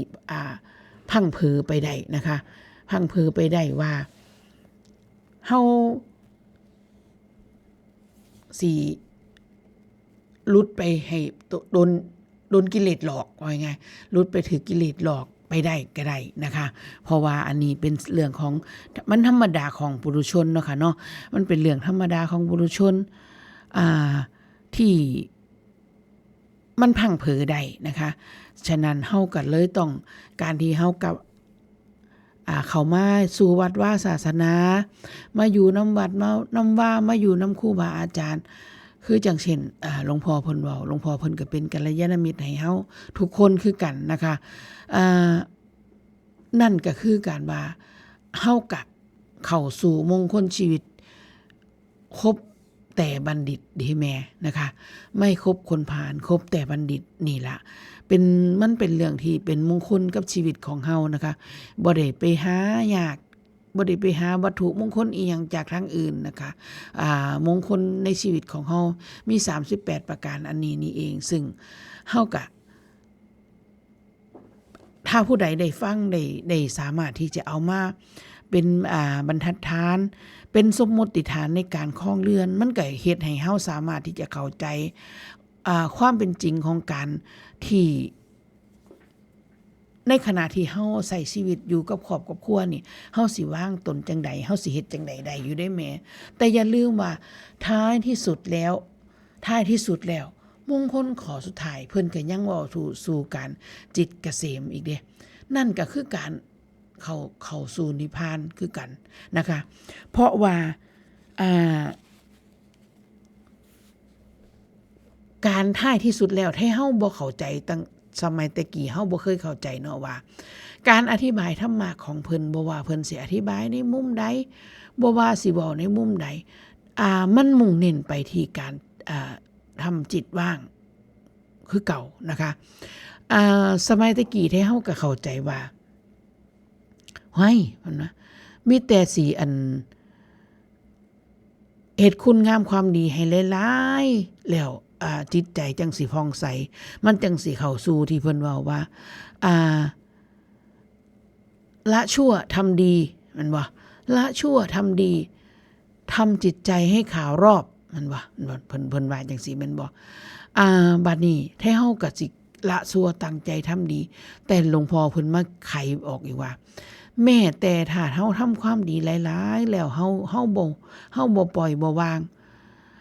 จิตเฮาก็มีแนวเกาะคือเก่ามันก็บ่สามารถที่สิไปสู่การทำจิตใจให้ขาวรอบได้อีกนะคะโอเคล่ะการที่เฮาทำความดีหลายๆนี่มันก็สิไปสู่ในตรงนั้นในระดับหนึ่งนะคะแต่การที่สิเฮ็ดให้มันเข้าสู่ความบ่ยึดมั่นถือมั่นดีมันก็จะต้องบ่ยึดทั้งชั่วทั้งดีคือหลวงพ่อว่านะคะยึดจังไดจังเอิ้นว่ายึดดีแม่นบ่ก็คืออวดอ้างนั่นเองแม่คันสิเว้าให้เข้าใจเข้าไปอีกก็คืออวดอ้างโอ้ยบ่ได้ข่อยนี่บ่แล้วเด้อันนี้นี่เฮ็ดดีแล้วผัดมายึดเปลี่ยนปั๊บตกนรกซ้ำนะคะฉะนั้นเพิ่นจังบอกว่าแม่แต่กระทั่งเฮ็ดดีมันก็ยังบ่เป็นมันยังบ่สามารถการันตีได้ว่าให้เฮานี่สิสามารถที่จะพ้นนรกได้เพิ่นว่านะคะเพราะว่าพอเฮาเฮ็ดดีมาตลอดมันมีอีหยังที่มาของเฮานิดนึงนี่จิตเฮาตกปุ๊บนี่มันเป็นจิตที่ตกนรกทันทีนะคะอันนี้ก็ได้นะคะเฮาบ่เคยมองเห็นหรอกมองจังซี่เฮาบ่เคยมองเห็นเฮามีแต่ความที่ว่าคิดเอาเองมีแต่ความคิดของเฮาบ่เข้าใจในความเป็นจริงของสัจธรรมเฮาบ่เคยรู้ว่าความจริงของมันแล้วเป็นแบบใดเช่นเฮาบ่เข้าใจว่าอริยสัจนี่มันเป็นความจริงของโลกนี้ผู้ใดพระพุทธเจ้าบ่ตรัสรู้มันก็มีอยู่แล้วในโลกนี้เรื่องของความจริงอันนี้จังซี่เฮาบ่เคยรู้ดอกฉะนั้นที่ผ่านมามันมีแต่ความคิดของเฮาล้วนๆนั่นล่ะนะคะเฮาคิดเฮาอุปมาเฮาตรรกะขึ้นเอาเองทั้งนั้นฉะนั้นการที่เฮาได้มาอยู่นำครูบาอาจารย์ได้มาฟังเทศน์ฟังธรรมนี่ก็จังถือว่าเป็นเรื่องที่สมควรที่จะแบบดีใจกับเจ้าของสาธุอนุโมทนากับเจ้าของที่เฮาได้มาอยู่ตรงนี้นะคะมันสิเป็นเหตุปัจจัยให้เฮาศึกษาธรรมเข้าไปลึกเข้าไปเรื่อยๆอย่างแน่นอนโดยบ่ต้องสงสัยนะคะเป็นเรื่องจังซั่นแน่นอนนะคะเพราะว่าสิ่งที่เฮาได้พากันเฮ็ดอยู่ทุกมื้อนี้ก็บ่ได้หนีออกจากความเป็นจริงของชีวิตเลยฉะนั้นธรรมะก็อยู่ในชีวิตของเฮานี่ละนำคำเว้าคำสอนของเพิ่นมาประคับประคองว่าให้มันชอบทำไปโดยตลอดตั้งแต่ต้นที่ผ่านมาเฮาอาจสิยังบ่รู้อันนั้นมันผ่านไปแล้วเฮาแก้ไขบ่แล้วนะไปแล้วบ่ได้นะเฮามาเริ่มต้นตั้งแต่มื้อนี้เป็นต้นไปนะคะว่าเฮาสิประคับประคองเจ้าของอย่างเช่นถ้ามันบ่ชอบทำบ่เฮ็ดนะคะถ้ามันบ่ชอบทำบ่เฮ็ดถ้าถึงแม้ว่าเฮ็ดมันชอบทำแต่มันขัดของเฮาก็สิถอยออกมานะคะลดการขัดของทุกอย่างนะคะบ่ว่าสิเป็นเรื่องหยัง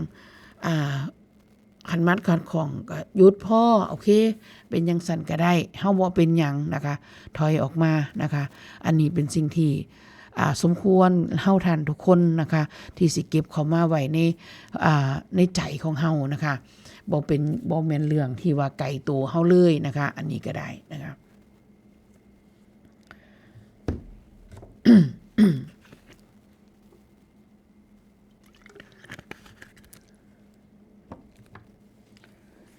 พูดมาอีกยาวนานก็นะคะมือเฮาผ่านมาหลายในปีนี้เฮาก็ผ่านไปแล้ว3 เดือนนะคะขออนุญาตมาเว้าถึงเรื่องของงานที่สิมีขึ้นนะคะเพิ่นบอกว่างานมุทิตาสักการะพระอาจารย์สังวาลเนาะพระอาจารย์สังวาลเพิ่นสิมีอายุครบ50 ปี28 พรรษาเนาะเพิ่นว่าอันนี้แม่ครูเพิ่นแม่ครูเกษชลินเพิ่นเขียนไว้นะคะในวันที่23 มีนาคม พุทธศักราช2569นี้นะที่วัดป่าทรัพย์สมบูรณ์นะคะตำบลม่วงไข่อำเภอพุงคลจังหวัดสกลนครนะคะผู้ใดอยากมาร่วมก็เรียนเชิญนะคะเพิ่นก็สิแม่ครูเกศเพิ่นก็สิถวายกุฏิใหม่นำเพิ่นนะคะเพิ่นสร้างกุฏิเพิ่นก็สิถวายกุฏิใหม่นำขอเรียนเชิญญาติธรรมของเฮานะคะมีขอรายละเอียดจังใดถ้าทุกท่านทุกคนก็สามารถโทรสอบถามกับพระอาจารย์ได้เลยนะที่หมายเลข086 2318122อันนี้เป็นเบอร์โทรศัพท์ของพระอาจารย์เองนะคะถ้ามีผู้ใดอยากร่วมบุญน้ำเพิ่นนะคะก็สามารถที่จะโอนเข้ามาทางหมายเลขบัญชีของพระอาจารย์เลยก็ได้นะคะซึ่งเป็นธนาคารกรุงไทย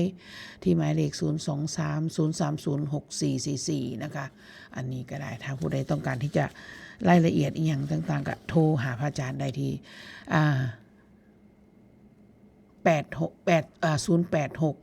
2318122นะคะในวันที่23มีนาคมนี้นะคะในวันที่23มีนาคมนี้นะคะอันนี้ก็เป็นกำหนดการที่เพิ่นได้พากันขึ้นมานะคะ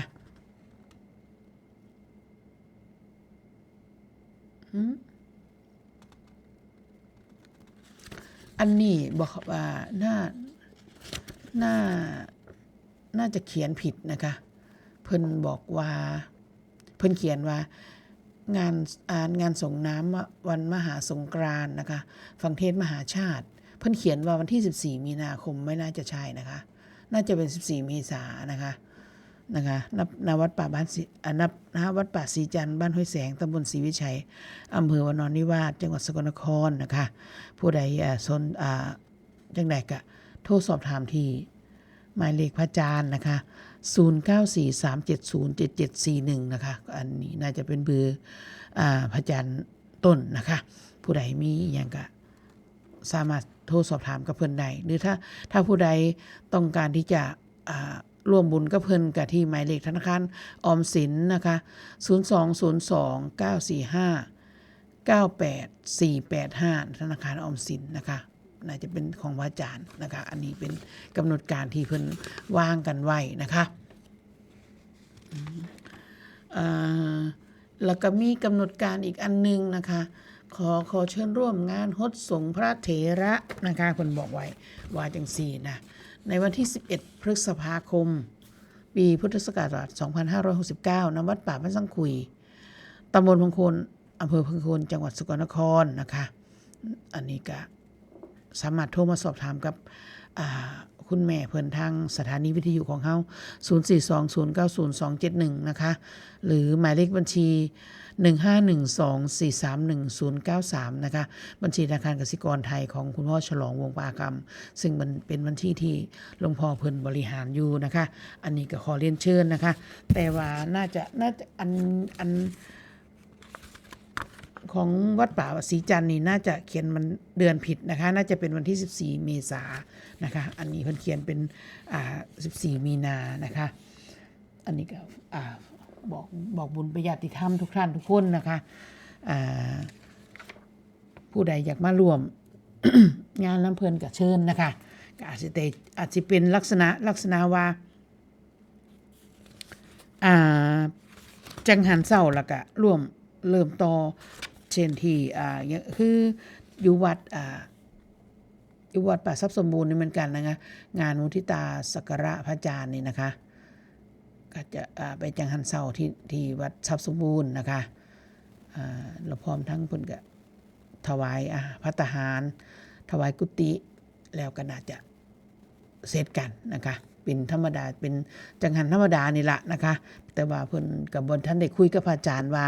เพราะท่านได้ปรึกษากันพระอาจารย์เพิ่นบ่รู้ว่าเพิ่นสิมี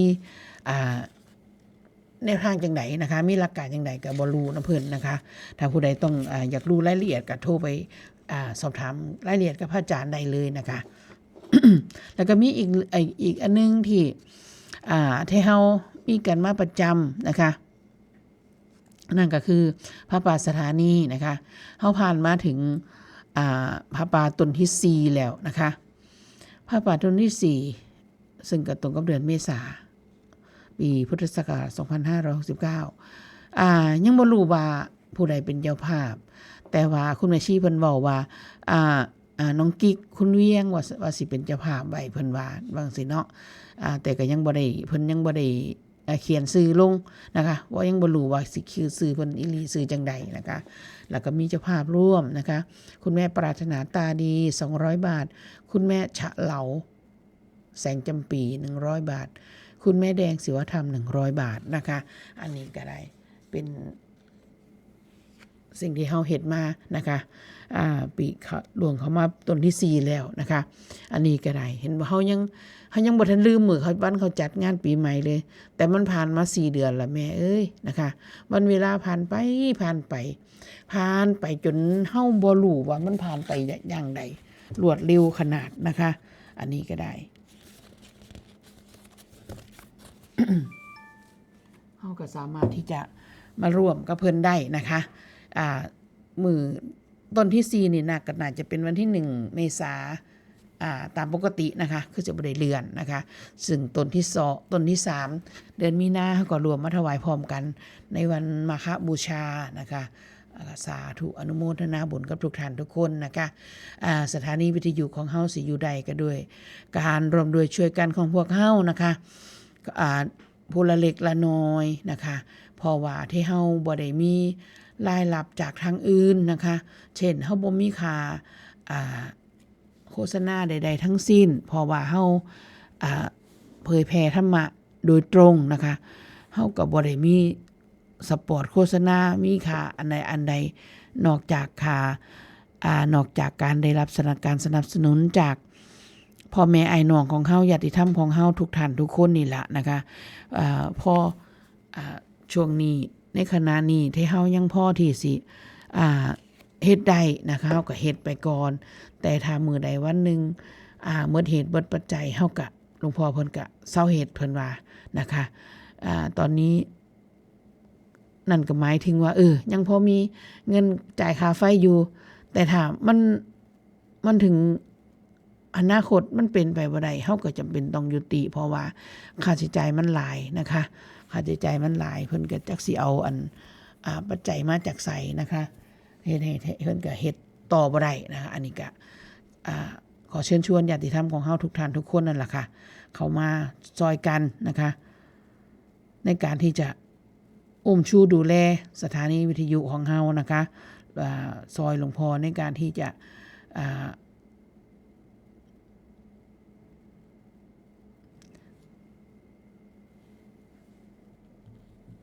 ซอยหลวงพ่อในการที่จะบำรุงสถานีวิทยุของเฮานะคะเพราะว่าเฮาก็ยังเห็นว่ามันมีคุณอยู่ยังคือเห็นอยู่พ่อแม่ผู้เฒ่าผู้โอคุณตาคุณยายยังฟังอยู่ยังได้ประโยชน์อยู่นะคะยังได้ประโยชน์จากการที่มีสถานีวิทยุของเฮาอยู่นะคะก็เฮาก็ซอยกันนะคะเพื่อซอยหลวงพ่อในการรับผิดชอบค่าใช้จ่ายต่างๆที่มันเกิดขึ้นในการที่มีตรงนี้นะคะเฮาก็ต้องซอยกันนั่นล่ะนะคะอันนี้ก็ขอเชิญชวนญาติธรรมของเฮานะคะมื้อวันที่11พฤษภาคมที่เว้าไปเมื่อกี้นี้นะคะมื้อที่11พฤษภาคมนะคะมันจะเป็นงานฮดสงฆ์พระเถระนี่เพิ่นจะบอกว่ามันจะมีครูบาอาจารย์ที่เพิ่นครบ10 พรรษานะคะครูบาอาจารย์เพิ่นครบ10 พรรษาหลวงพ่อเพิ่นก็จัดงานฮดสงฆ์ให้เพื่อที่จะให้เพิ่นได้เป็นพระเถระนะคะอันนี้ก็ขอเรียนเชิญอันนี้ก็เป็นบุญใหญ่ถือว่าเป็นบุญใหญ่นะคะขอเรียนเชิญทุกท่านทุกคนนะคะผู้ทั้งไก่นะคะบอกกันไว้แต่เนิ่นๆเพื่อสิได้เคลียร์หนทางไว้เนาะแม่เนาะกว่าสิฮอดมื้อนั้นก็อีกโดนอยู่ดอกแต่ว่าเฮาก็เว้าสู่กันฟังนะคะเว้าสู่กันฟังหามันมาได้เนาะมาโหดมาส่งก็ดีคือกันเด้นะคะก็ดีคือกันเฮาก็ได้รวมบุญน้ำเพิ่นนะคะมารวมมุทิตาจิตน้ำเพิ่นนะคะแสดงความเคารพยินดีน้ำเพิ่นอยู่ได้จนฮอด10 พรรษา มันก็บ่แม่นเรื่องง่ายเนาะค่ะเนาะมันก็บ่แม่นเรื่องง่ายเพิ่นฝ่าฟันสู้มากับเจ้าของจนมาถึงวันนี้ได้อีกได้สูงขึ้นมาอีกระดับหนึ่งเฮาก็สาธุนำเพิ่นนะคะเพิ่นก็สิได้เป็นเนื้อนาบุญเป็นนอแนวแห่งพุทธศาสนาของเฮาสืบไปนะคะเฮาก็มารวมด้วยช่วยกันนะคะผู้ใดมีข้อสงสัยอีหยังก็สามารถที่จะโทรมาที่ถามแม่ชีเพิ่นนี่ล่ะค่ะผู้เพิ่นดูแลสถานีวิทยุของเฮานะคะคุณแม่ชีดอกเกตนะคะหมายเลขโทรศัพท์0420902271นะคะหรือว่าอ่านเป็นเบอร์ของคุณแม่ชีพานะคะก็ได้คือกันนะคะเพิ่นก็เป็นเจ้าหน้าที่อยู่วัดนี่แหละนะคะเป็นหรือเป็นเบอร์ของแม่ชีท้องเพียนก็ได้นะคะคุณแม่เพิ่นคุณแม่เพิ่นก็ดูแลอยู่นะคะเพิ่นก็สามารถที่สิให้รายละเอียดของพวกเฮาได้นะคะผู้ใดก็คือถ้าสะดวกที่สุดก็คือโทรมาสถานีนี่แหละค่ะเพราะว่าเพิ่นก็จะมีคุณแม่เพิ่นก็จะดูตลอดนะคะอันนี้เฮาก็สามารถสอบถาม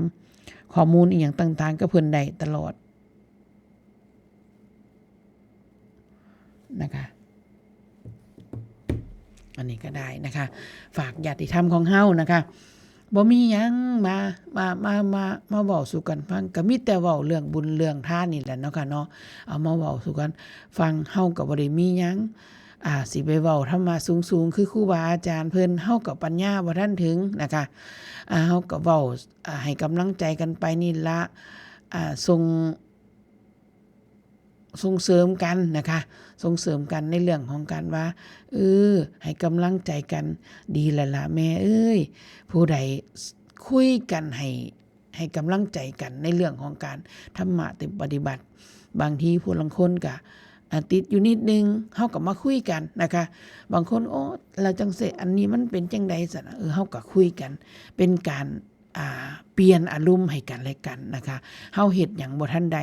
เฮายังบ่มีตัวแบบกำลังที่สิตัดปุ๊บได้คือเพิ่น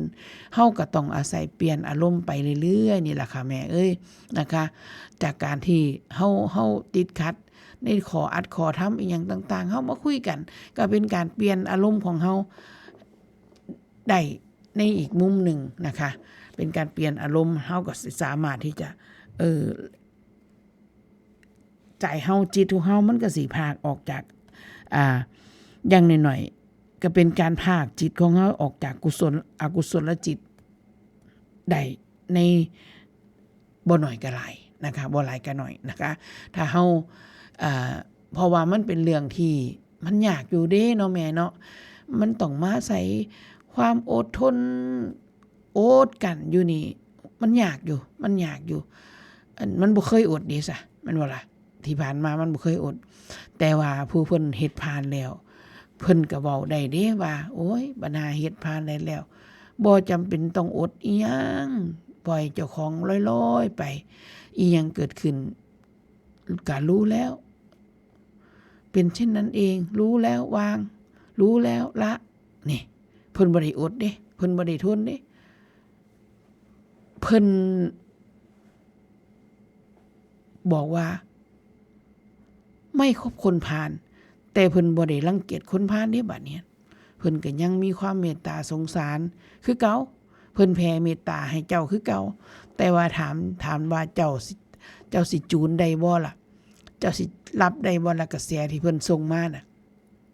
นะคะเจ้าสิรับนำเพิ่นได้บ่ล่ะกระแสที่เพิ่นส่งมาหาเจ้าน่ะเพิ่นแผ่เมตตาให้เจ้าปานใดก็แต่ว่าเจ้าบ่รับเจ้าก็บ่ได้นะคะบ่รับก็หมายถึงว่าใจของเจ้าบ่เบิกบานขึ้นมาเด้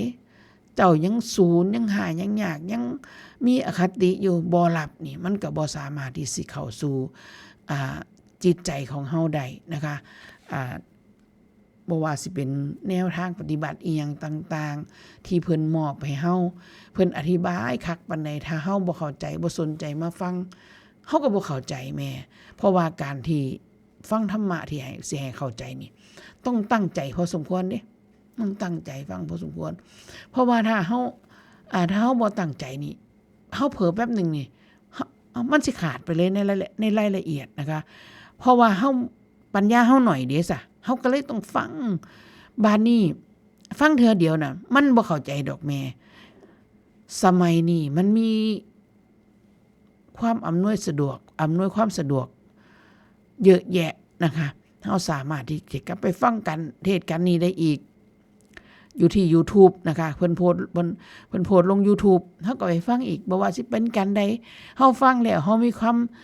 เฮาอยากได้ขออีกเฮาก็กลับไปฟังอีกฟังแล้วฟังอีกอยู่หั่นได้อีกหลายๆเทื่อนะคะโดยที่ถ้าเฮาพิมพ์เข้าไปเป็นเทศของหลวงพ่อก็ระบุวันที่เฮาอยากฟังมื้อใดเฮากดเข้าไปวันที่เท่านั้นเท่านี้มันก็ดีดออกมาเฮาก็สามารถที่จะฟังแล้วฟังอีกได้นะคะแม่เพราะว่าเฮาฟังเทื่อแล้วมันบ่เข้าใจเบิดดอกทุกมุมฉะนั้นเฮาก็เลยต้องฟังแล้วฟังอีกนะคะการที่เฮาเฮ็ดอยู่จังซี่นะคะมันก็เป็นการซอยเฮาคือกันในการว่าจิตเฮาบ่ฟุ้งซ่านออกไปทางอื่นเด้เฮาก็ใส่เวลาอยู่กับอันนี้บ่ว่าสิเฮ็ดหยังอยู่ก็อย่าคือจังอนุสรณ์นี่เฮ็ดงานอยู่นี่ล่ะก็ฟังเทศไปนำบ่ได้หมายถึงว่าบ่ฟังด้วยความเคารพเด้เพราะว่าถ้าให้อนุสรณ์มานั่งอย่างเช่นมานั่งสมาธินี่แฮงหลับซ้ำแม่เอ้ยบ่รู้เรื่องซ้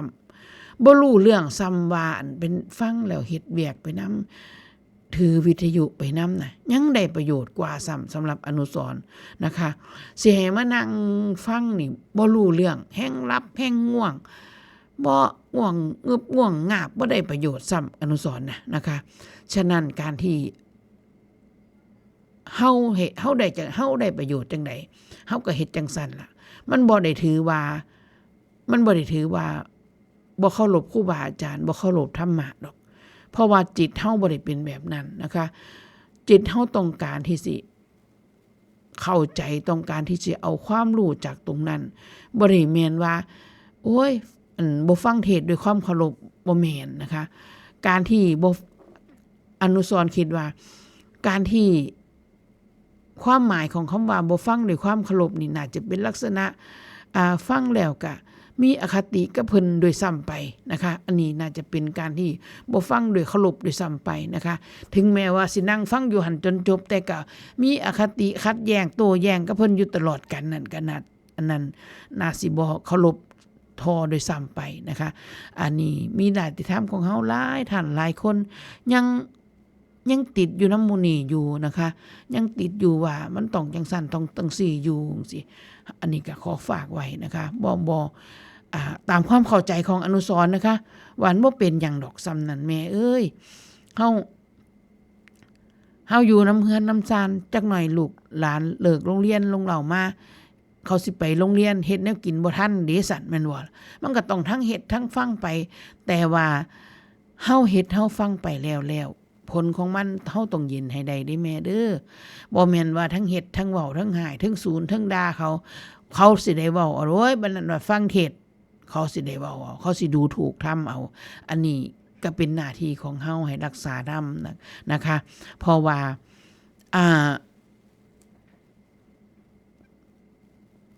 เฮาเป็นคนเฮ็ดให้เด็กน้อยเขาได้ดูถูกธรรมนี่ก็เป็นการที่เฮาบ่บูชาธรรมคือกันนะคะฉะนั้นเฮาก็ต้องได้ระมัดระวังนะคะให้สมกับว่าเป็นผู้ศึกษาให้สมกับว่าได้นำเจ้าของเข้าสู่องค์กรนี้แล้วเฮาก็จะต้องมีจิตที่ละเอียดขึ้นนะคะอ่อนโยนขึ้นนุ่มชุ่มเย็นขึ้นนะคะเพื่อแผ่ความอ่อนโยนชุ่มเย็นอันนั้นหาลูกหาหลานให้ได้นะคะเป็นแบบอย่างที่ดีให้เขาให้ได้เว้าทุกอย่างนี่บ่แม่นเว้าโดยอารมณ์ให้เว้าโดยเหตุโดยผลนะคะบ่แม่นเฮาสูญมันบ่ได้ดังใจเฮาแล้วเฮาก็สิเว้าให้เขาไปอันนี้ก็เป็นเรื่องที่บ่แม่นนะคะบ่สมควรนะคะถ้าเฮาเข้าสู่บทศึกษาแบบนี้แล้วเฮาก็ต้องนำสิ่งที่เฮาศึกษาไปนี่เพื่อไปควบคุมพฤติกรรมทั้งกายวาจาใจของเฮาให้ได้นะคะบ่แม่นสิต้องด้วยอคตินะคะเฮ็ดน้ำลูกน้ำหลานถ้ามันสูญก็อย่าเฝ้าเว้าเพิ่นว่าเนาะ เศร้าศูนย์จังเว้าจังเอิ้นมาคุยเว้าด้วยเหตุด้วยผลจังแม่นนะคะจังสิได้ประโยชน์ตามที่เฮาต้องการที่จะนำเสนอให้ลูกให้หลานเฮานะคะเขาบ่รู้เขาบ่เข้าใจมันบ่แม่นเรื่องผิดเด้แม่เอ้ยเขาบ่รู้เขาบ่เข้าใจบ่แม่นเรื่องผิดเฮาสิอยากให้เขารู้คือเฮาเป็นไปบ่ได้แม้แต่ก็เพื่อนกัลยาณมิตรของเฮาคือกันญาติธรรมของเฮาคือกันนํกันนี่นะคะฟังเทศน์นํกันเอ้าเจ้าคือบ่เข้าใจบ่แม่นนะคะบ่เข้าใจคือบ่เข้าใจนะคะเฮาสิไปเว้าให้กันแบบนั้นบ่ได้สิไปด้อยค่าให้กันแบบนั้นบ่ได้นะคะมันบ่เข้าใจคือบ่เข้าใจถ้าเฮาเข้าใจเฮาคิดว่าเฮาเข้าใจกว่าเขาเฮาก็จะต้องเข้าใจต่อไปอีกว่าเอ้าก็เขาบ่เข้าใจมันก็เป็นธรรมชาติอย่างนั้นนั่นเองเฮาต้องเข้าใจต่อไปอีกได้นะคะแต่ถ้าเฮาสิมาจ่ออยู่ว่าเป็นหยังคือบ่เข้าใจต้องเข้าใจแม่อันนี้เป็นบ่แม่นนะคะบ่แม่นความชอบธรรมตรงนั้นนะคะก็ยังเป็นแค่ว่าเฮาก็เอาอารมณ์ของเฮาเป็นบรรทัดฐานไปหรือเปล่าข่อยยังเข้าใจเป็นหยังเจ้าคือบ่เข้าใจนี่เห็นบ่มันก็สิเป็นว่าเอาเจ้าของเป็นบรรทัดฐานไปตัดสินผู้อื่นหรือเปล่านะคะอันนี้ก็ขอฝากไว้นะคะญาติธรรมของเฮาก็ได้นะคะให้กำลังใจซึ่งกันและกันแต่แท้ที่สุดตรงนี้แล้วก็ขอฝากไว้กับญาติธรรมของเฮาอีกว่าแม้แต่กระทั่งญาติธรรมของเฮาเองกายอย่าได้ฆ่าตัวเองนะคะข่อยปัญญาข่อยบ่หลายข่อยฟังบ่เข้าใจดอกข่อยเฮ็ดน้ำเจ้าบ่ได้ดอกอันสิให้ไปวัดเพิ่นนานแล้วข่อยไปน้ำเจ้าบ่ได้ดอกนะนำหมู่นี่นะคะเป็นข้ออ้างทั้งเบิดนะคะถ้าอันใดที่เฮารู้สึกว่ามันเฮ็ดยากแล้วมันต้องขนขวายทั้งนั้นล่ะแม่นะคะ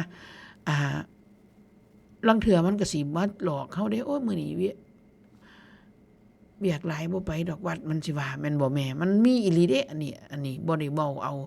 อันนี้ที่เว้าแบบนี้บ่ได้เว้าให้ไผเว้าให้เจ้าของนี่ล่ะมันมีมาเบิดอันสิ่งที่เว้ามานี่นะคะมื้อนี้เพิ่นสึกสิขี้คร้านแน่จักหน่อยว่ามื้อนี้เฮ็ดอันนั้นก็น่าบ่ไปวัดดอกมันว่านะคะแต่ท้ายที่สุดแล้วมันคือขออ้างมันบ่ได้เป็นจังซั่นดอกเฮาไปซะก่อนขนขวายซะก่อนเพราะสิ่งที่บุญทานการกุศลมันบ่เกิดขึ้นเองง่ายๆมันเป็นเรื่องที่เฮาต้องขนขวายนะคะเพราะว่าชีวิตมันบ่ได้จีรังยั่งยืน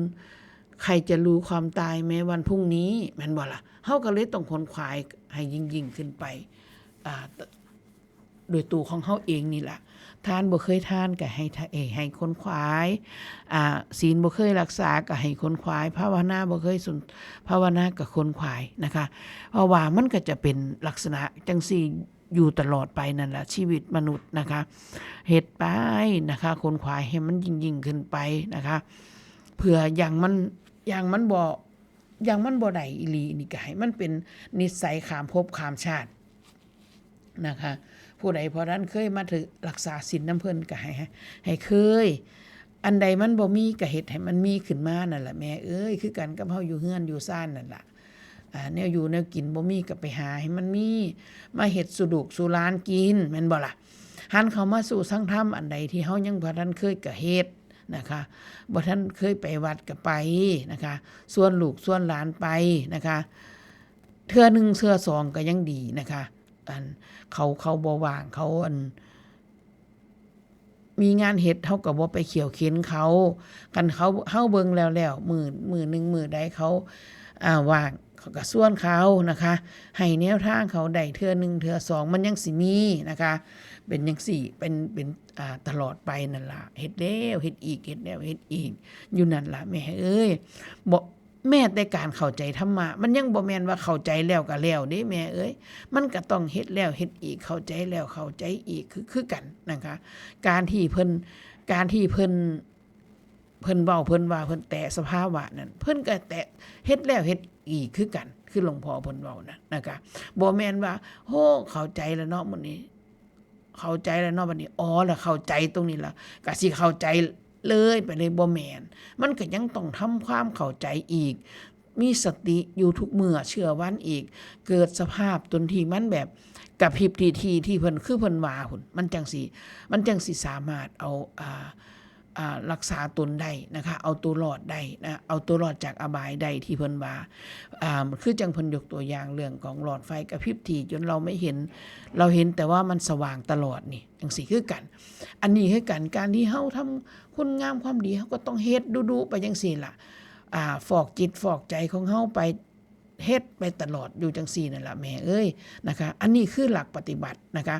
เฮาบ่ได้เข้าใจดอกที่สิไปเว้าเรื่องหัวข้อจังซั่นจังซี่ผู้ลางคนเฮ็ดจังได๋จังซี่โอ้ยบ่ต้องไปคิดยากปานนั้นนะคะฟังเทศน์หลวงพ่อนี่เข้าใจอยู่แต่ว่าเฮ็ดบ่ได้เพิ่นว่าแม่นบ่พุ่นเฮาสิพากันเว้าแบบนี้เด้แม่นบ่แม่ฟังเทศน์หลวงพ่อโอ้ยจังแม่นเพิ่นเฮ็ดดีเข้าใจอยู่แต่เฮ็ดบ่ได้เพิ่นว่านี่หลวงพ่อเพิ่นว่าแม้แต่ว่าเฮ็ดบ่ได้เนี่ยก็บ่ให้เว้าแล้วใครล่ะเป็นคนพูดเพิ่นว่านี่เห็นบ่เฮาบ่ต้องไปคัดของเฮาบ่เข้าใจก็คือบ่เข้าใจก็ฟังอีก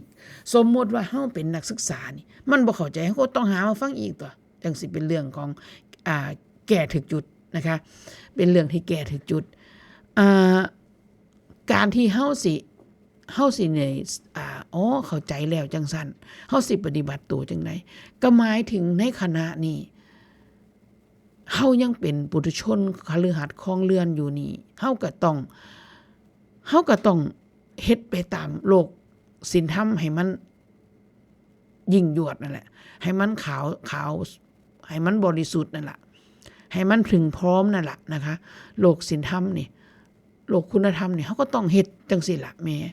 อยู่ไปจังซี่ล่ะรักษาเจ้าของอยู่ประคองเจ้าของไปแบบนี้ล่ะนะคะแล้วท้ายที่สุดแล้วก็อย่าหายอย่ายากบัดนี้นี่การที่เฮาดึงคำสอนของเพิ่นมาปฏิบัติได้นี่แม่นะคะบ่แม่นว่าสิอันว่าโอ้ยฟังเทศน์หลวงพ่อเข้าใจอยู่แต่ว่าละสิเฮ็ดจังได๋ล่ะเฮ็ดบ่ถูกปฏิบัติบ่ถูกมันบ่ได้หนีไปจากเพิ่นบ่ได้ให้ทิ่มตรงที่เฮาเฮ็ดอยู่นี่เด้ที่เพิ่นเว้าแบบนั้นน่ะเฮาก็เฮ็ดแบบนี้ล่ะอย่างเช่นเพิ่นบอกว่าโอ๊ยมันไม่เกี่ยวกับเดินจงกรมนั่งสมาธินะเพิ่นบ่ได้ห้ามไว้บ่ให้เฮ็ดเด้แม่แต่เพิ่นบอกว่าสภาวะตรงนั้นน่ะที่เพิ่นเว้าอยู่นั่นน่ะที่เพิ่นสื่อให้เฮาน่ะมันบ่เกี่ยวกับตรงนี้แค่นั้นเองแต่เพิ่นบ่ได้บอกว่าบ่ให้เฮาเฮ็ดเด้เฮาก็เฮ็ดคือเฮาเฮ็ดมาแล้วนั่นล่ะแม่เอ้ยเฮ็ดไปนะคะอย่างน้อยๆเนี่ยเฮาเดินจงกรมนี่ก็หมายถึงการฝึกสมาธิในทุกอิริยาบถเป็นบ่ล่ะในอิริยาบถเคลื่อนไหวนี่บ่แม่นว่าสิเป็นสมาธิแต่ตอนนั่งมันบ่ล่ะคันเป็นสมาธิตอนนั่งอยู่นั่นน่ะมันก็บ่ยากหยังแล้วเจ้านั่งอยู่นั่นมันบ่ได้มีผู้ใดมากระทบเจ้าเด้เจ้าก็เป็นสมาธิได้รวดเร็วนะบัดนี้เพิ่นจังให้บริหารว่ามีสติอยู่ทุกเมื่อเด้ซะเฮาก็ฝึกอย่างมีสติอยู่ทุกเมื่อทุกอิริยาบถก็ฝึกย่างจงกรมหั่นแหละคันเฮามีเวลาแม่นบ่ล่ะเฮาก็ย่างเฮาก็นั่งสมาธิที่เพิ่นเว้าเนี่ยเพิ่นบ่ได้ให้ห้ามเฮาเฮ็ดเด้เพิ่นบ่ได้ห้ามเฮาว่าบ่ต้องไปดอกจังหันนั่งภาวนาอยู่เฮือนนั่นก็ได้แล้วเพิ่นบ่ได้ว่าแบบนี้เด้เพราะสิ่งเหล่านี้มันเป็นส่วนประกอบซึ่งกันและกันเฮาจำเป็นที่จะต้องขนขวายไปพร้อมๆกันนะคะขนขวายท่านบ่เคยมีก็ให้มีคือว่านี่ล่ะศีลบ่เคยรักษาก็ให้หัดมารักษาศีล8นำเพิ่นแน่วันอุโบสถก็ได้จังซี่นี่แล้วแม่นบ่แม่ภาวนาก็นี่ล่ะการภาวนาก็คือการพิจารณานี่ล่ะอยู่ในชีวิตของเฮานี่ล่ะอันใดสมควรบ่สมควรส่ำใดนี่ล่ะคือการพิจารณาคือการภาวนานะคะพิจารณาเบิ่งว่าอันเฮ็ดจังซี่มันเกินตัวบ่แม่นบ่แม่นขี้สร้างตบตะกะแตนเห็นเพิ่นทานหลายๆอยากได้หน้านำเพิ่นก็ทานหลายๆมันก็บ่แม่นมันก็เบียดเบียนครอบครัวแม่นบ่ล่ะสมมุติเงินนี่จะต้องเอามาอัน ไว้ให้ลูกไปโรงเรียนเห็นหมู่เพิ่นไปนำกันไปปฏิบัติธรรมเพิ่นทานหลายก็เจ้าของสิทานหน่อยเพิ่นประกาศออกมามันสิบ่ได้อยากอายหมู่ก็เลยอันนั้นก็บ่แม่นนั่นล่ะคือการภาวนานะคะเฮาก็ต้องรู้เจ้าของอีหยังบ่ด้อยค่าเจ้าของรู้เจ้าของนี่ล่ะคือการพัฒนาคือการพิจารณาคือการภาวนานะคะอันนี้ก็ได้มันบ่ได้หนีจากเฮาเลยนะคะสิ่งที่เพิ่นเว้าเพิ่นต้องการให้ได้เฮาบ่ยึดติดกับอันใดเพราะว่าสิ่งที่มันเฮายึดติดบ่ว่าสิเป็นความคิดความอ่านความเคยชินของเฮาต่างๆตรรกะของเฮาทั้งหลายแหล่นะมันเป็นเครื่องร้อยลัดมันเฮ็ดให้เฮาบ่สามารถที่สิปล่อยที่สิวางได้นะคะเฮาบ่เข้าจึงเฮาบ่พอมันลอยลัดเฮาก็บ่สามารถที่จะเข้าถึงความเป็นจริงของมันได้เลยนะคะบ่สามารถที่เข้าถึงความเป็นจริงตรงนั้นได้เลยนะคะอันนี้ก็เพิ่นก็เลยต้องเว้าแบบนั้นนะคะแต่ว่า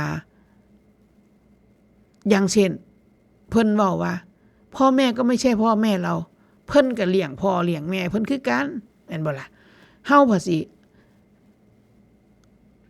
เฮ็ดจังได๋ล่ะบัดนี้เอ้าน่ะเห็นบ่ท้ายที่สุดแล้วเพิ่นบ่ได้ปฏิเสธการที่เฮาเฮ็ดอีหยังที่มันเป็นไปโดยชอบธรรมในโลกคุณธรรมศีลธรรมอันนี้นะคะในโลกิยธรรมอันนี้เฮาก็จังเฮ็ดให้ถึงพร้อมคือกันนะคะบ่ได้ปฏิเสธอย่างเช่นสมัยตะกี้อนุสรณ์มีเพื่อนกัลยาณมิตรหลวงพ่อบอกว่าไม่เอาเพื่อนว่าซั่นเพิ่นว่าก็เลยเครียดให้หมู่มันก็บ่แม่นแม่นบ่แม่ไม่เอาเพื่อนนี่หมายความว่าเฮาเกิดมาโตคนเดียวไปโตคนเดียวแท้ๆเด้จังซี่นะมันบ่แม่นว่าบ่เอาเพื่อนแล้วสิเครียดให้เพื่อนเด้มันบ่ได้แม่นแบบนั้นนะเฮาต้องพยายามอย่าพากันเฮาตีความหมายของภาษาธรรมบ่ทันเป็นนี่เฮาก็อย่าเพิ่งมีอคตินะคะแล้วอย่าเพิ่งมีอคติอย่าไปกล่าวโทษเพิ่นนะคะอย่างน้อยๆเพิ่นเป็นคนที่หวังดีต่อเฮาที่สุดครูบาอาจารย์นะคะเพิ่นบ่ได้หวังร้ายต่อเฮาดอกบางทีบางท่านบางคำเว้าเพิ่นมันอาจสิเป็นการว่าเพิ่นเว้าให้เฮานั่นมันก็เป็นกิเลสของเฮาคือเก่านะคะครูบาอาจารย์บางท่านนิสัยเพิ่นเป็นจังไดเฮาก็จะต้องรู้นิสัยของเพิ่นคือกันนะคะว่าเพิ่นเป็นคนจังไดนะคะอันนี้เฮาเองก็ขอให้เชื่อมั่นว่าครูบาอาจารย์บ่ฆ่าเฮาให้ตายนะคะเฮาก็จะฝึกไปนี่ล่ะอย่างน้อยๆก็เอาเป็นตัวฝึกเจ้าของนะคะเอาเป็นตัวฝึกเจ้าของเฮาก็แห่งดีนะคะถ้าเฮาบ่อยู่จังซี่เฮาอยู่ไปข้างนอกบ่ได้เข้าสู่วัดว่าศาสนาเฮาก็บ่รู้เด้เฮาบ่รู้อีหยังเลยแหล้วก็ปล่อยเจ้าของไปอิเละเคขะไปเรื่อยแล้วบ่รู้แล้วบ่มีจุดยืนแหละแม่นบ่ล่ะก็จักแล้วผู้ใดเขาก็เฮ็ดจังซี่แล้วเฮ็ดไว้นำเขาแหละแม่นบ่ล่ะผู้ใดเพิ่นก็เฮ็ดจังซี่ตัวจังมีอยากมีกินอันขี้ตัวลายไปจังซี่โกงจังซี่ผู้ลางคนโอ๊ยบ่เป็นหยังดอกโกงหน่อยๆนึงคันโกงหน่อยๆเป็นก็โกงหลายๆเป็นแม่นะคะมีคนเขามีคนเขาสนทนาธรรมกันว่าโอ้ยโกงซำนี้นึงบ่เป็นหยังดอกเนาะบ่เป็นหยังลืมคิดไปว่าโกงหน่อยๆกับโกงหลายๆโกงอันเดียวกันแม่นะคะโกงอันเดียวกันมีโอกาสโกงหน่อยๆถ้ามีโอกาสก็โกงหลายๆนะคะฉะนั้นบาปคือกันนะคะฉะนั้นเพิ่นจึงบอกว่าเฮาต้องละชั่วเฮาสิบอกว่าซ้ำนี่บ่ชั่วบ่แม่นเด้แม่เฮ็ดปุ๊บนี่ก็ชั่วปั๊บเลยอนุสรณ์เคยได้ฟังบทสัมภาษณ์ของพระอาจารย์ชยสาโลเนาะเพิ่นเป็นพระฝรั่งเนาะของเพิ่นอยู่โคราชเพิ่นบอกว่าเพิ่นให้คำจำกัดความคนสิเว้าว่าเดี๋ยวนี้มันมีเงินเทาๆอย่างสินะเพิ่นสิว่าเอาเงินเทาๆมาทำบุญ หรือทำอะไรเท่าๆส่วนใหญ่มันต้องเท่าๆมันถึงจะอยู่รอดเขาสิว่าจังซี่เนาะเพิ่นละบอกว่าเฮาสิเอาเท่าๆมาวัดตรงนี้บ่ได้เด้เพิ่นว่าดำก็คือดำขาวก็คือขาวเพิ่นว่าจังซี่เฮ็ดผิดปุ๊บนี่ก็คือดำปรับเลยมันสิมาเอิ้นว่าเท่าบ่ได้เพิ่นว่ามันบ่แม่นสีเพิ่นว่าจังซี่มันก็แม่นได้แม่ก็คืออย่างเช่นที่เว้าไปเมื่อกี้นี้ว่าโกงหน่อยๆบ่บาปดอกเอาโกงก็คือโกงก็ดำทันทีก็เป็นธรรมดำทันที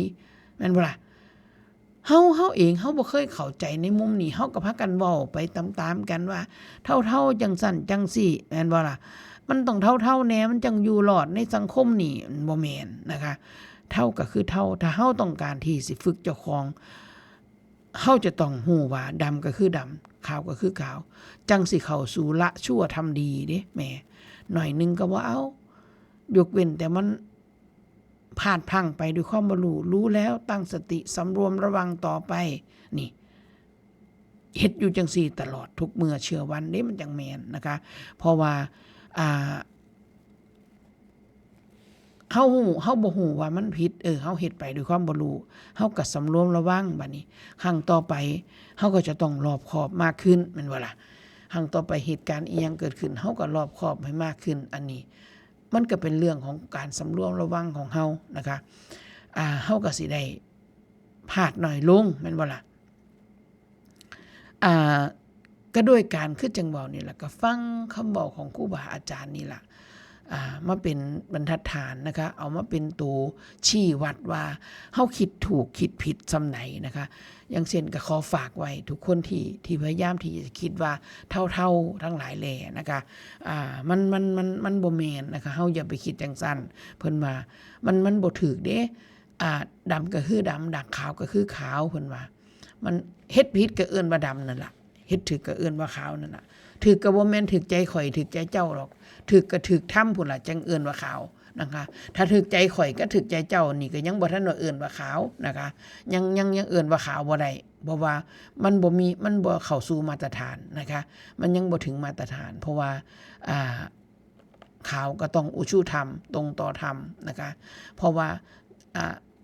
แต่ดำนี่มันก็ดำอยู่แล้วล่ะนะคะผู้ใดเฮ็ดจังไดมันก็ดำอยู่แล้วล่ะ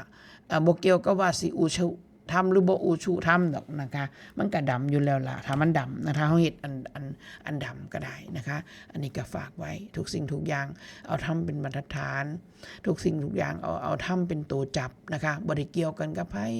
บ่ได้เกี่ยวกันกับเจ้ากับข่อยบ่ได้เกี่ยวกันกับว่าอันเฮาสิเข้าใจหรือบ่เข้าใจบ่ได้เกี่ยวกับว่าเฮาสิรู้หรือบ่รู้ตรงนี้บ่ได้เกี่ยวกับว่าเฮาสิเข้ามาหรือบ่เข้ามาแต่ธรรมก็ยังคงเป็นธรรมที่บริสุทธิ์อยู่คู่โลกนี้ตลอดไปนะคะอริยสัจ4คือความจริงอันประเสริฐ4ประการบนโลกนี้นะคะเพราะว่าสิ่งที่เกิดขึ้นมาเฮาบ่รู้เลยว่าทุกเท่านั้นที่เกิดขึ้นทุกเท่านั้นที่ตั้งอยู่และทุกเท่านั้นที่ดับไปเฮาบ่รู้แบบนี้นะคะหลักการของทุกสมุทัยนิโรธมรรคเป็นเรื่องที่ชัดเจนชัดแจ้งนะคะขอให้กำลังใจญาติธรรมของเฮาทุกท่านทุกคนนะคะ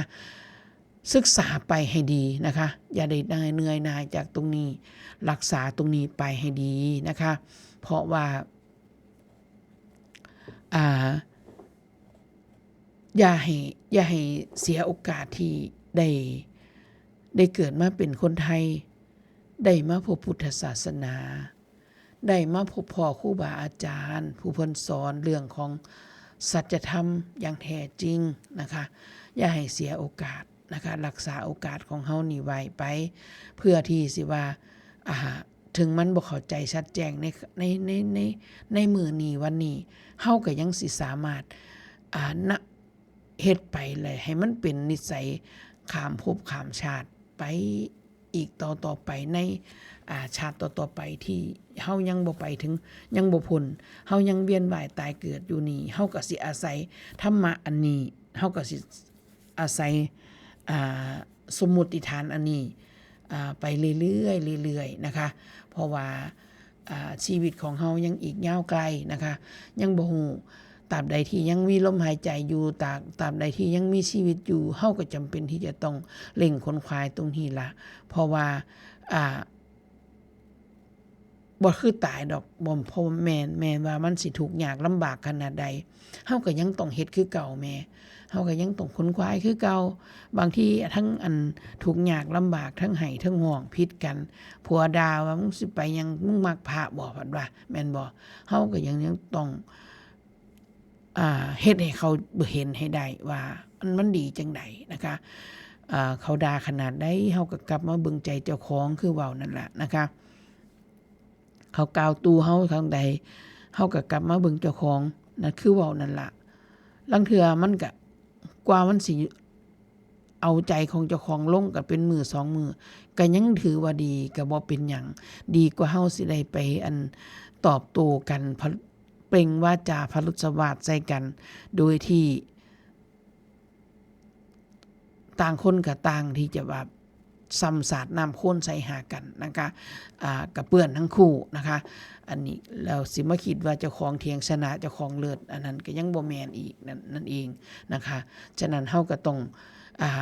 เบิ่งเจ้าของไปนี่ละนะคะเบิ่งเจ้าของเฮ็ดหยังบ่ได้ดอกเฮาก็จังได้แต่ประคับประคองการที่เฮาประคับประคองเจ้าของก็สำคัญกับเฮาประคับประคองลูกหลานนะคะเขายังหน่อยยังหนุ่มเขากำลังมาแรงเขากำลังมีอารมณ์หลายเบาง่ายๆเขายังเหตุผลหน่อยเฮากับประคับประคองของเขาบ่แม่นว่าการที่เฮาเป็นจังซี่แล้วคันเฮาบ่ประคับประคองก็เช่นเขาเฮ็ดหยังมันอันนั้นเฮาก็ให้มันบ่ล่ะการที่เฮาให้ก็แสดงว่าเฮาอารมณ์เด้แต่ว่าการที่เฮาประคับประคองซอยเขาก็คือเฮาก็ต้องมีโอกาสก็ชี้แจงโดยเหตุโดยผลนี่มันก็เป็นการประคับประคองแล้วได้ในนัยยะของมันนะคะบ่แม่นว่ามันสิประคับประคองจังได๋ก็ประคับประคองปานนี้เงินก็ให้มันใช้เนี่ยบ่มันเฮ็ดบ่ถูกก็ให้มันตัวนี่เห็นบ่แม่มันคือเอาอารมณ์ชนอารมณ์ปะทะกันบ่มีหยังดีเกิดขึ้นนะคะการเฮาประคับประคองในที่นี้ก็หมายถึงว่าอยู่เย็นให้ได้อยู่เย็นเป็นสุขพาเขาเป็นตัวอย่างที่ดีให้เขาเบิ่งแม่นมันสิใจหายปานใดก็อดเอาอย่าฟ้าวหายอย่าฟ้าวเว้าบัดเว้าบัดหามันสิฟังเฮาเว้าพุ่นเฮาก็จังเว้าจังซี่นะแม่เฮาก็อยู่ไปยกตัวอย่างขึ้นมามันเถียงเฮาบ่ได้จักอันพุ่นจังเว้านะคะอันนี้คือการซอยประคับประคองในนัยยะนะคะเฮาเลี้ยงลูกเลี้ยงหลานก็ได้ก็แห่งสมัยคุมื้อนี้สิ่งหล่อแหลมมันหลายบ่ว่าสิเป็นเรื่องของโลกโซเชียลนะคะเรื่องอบายมุขอย่างสารเสพติดอีหยังต่างๆมีทั่วเกลือนเมืองเฮาก็ต้องได้เข้าใจลูกหลานเฮาพอสมควรเขาก็ต่อสู้กับสิ่งเหล่านั้นพอสมควรคือกันเขาก็ได้เฮาก็ต้องเข้าใจนะคะเฮาก็ต้องเข้าใจกันเข้าใจเขานะคะเอื้อมมือลงไปเว้าน้ำลูกน้ำหลานอย่าไปตอกย้ำนะคะเฮาก็เว้าด้วยความมีสติของเฮานี่ล่ะนะคะเพราะว่าเขาเป็นคนที่บอบบางนะคะเบาอย่างแน่เขาก็คิดบวกบ่ค่อยเป็นนะคะฉะนั้นเฮาเองก็จะต้องพาเขาคิดบวกให้ได้นะคะเขาสิคิดลบตลอดพ่อแม่หายเนี่ยก็ว่าหายแต่มันนั่นล่ะบ่หายผู้อื่นมันก็สิคิดไปจังซั่นนะคะพ่อแม่นั้นฮักลูกทอกันเบิดผู้ใดผู้มันเอาตัวบ่รอดก็ห่วงหลายแน่เขาผัดคิดว่าพ่อแม่นั้นแพงแต่ผู้นั้นบัดนี้ผู้เขาเฮ็ดก็ได้มันบ่นี่คือก็เฮาเป็นแม่เฮาก็จะต้องเป็นกลางให้ได้อธิบายด้วยเหตุด้วยผลให้ได้นะคะกับฝากบอกไปว่าลูกผู้ใดมันเอาตัวบ่รอดพ่อแม่ก็ห่วงหลายเป็นธรรมดานะคะเป็นเรื่องที่อันนี้เป็นจริงอย่างนี้นะคะลูกผู้เพิ่นดีก็อย่าได้เว้าให้พ่อให้แม่เด้อให้เข้าใจเพิ่นพ่อแม่เพิ่นก็เป็นจังซี่ละสถานภาพของเพิ่นก็จะต้องอยู่เป็นหลักเป็นกลางให้ลูกทุกคนเด้สั่นแม่นบ่ล่ะเ พิ่นให้ผู้มันบ่เอาตัวบ่รอดเพิ่นก็ต้องให้เพิ่นก็ต้องดูแลจักสิจังไดอย่างน้อยๆมึงสิอายุเท่าใดมึงก็เป็นยังเป็นลูกเพิ่นอยู่นั่นนะเพิ่นก็เลยต้องเฮ็ดจังซั่นนะคะ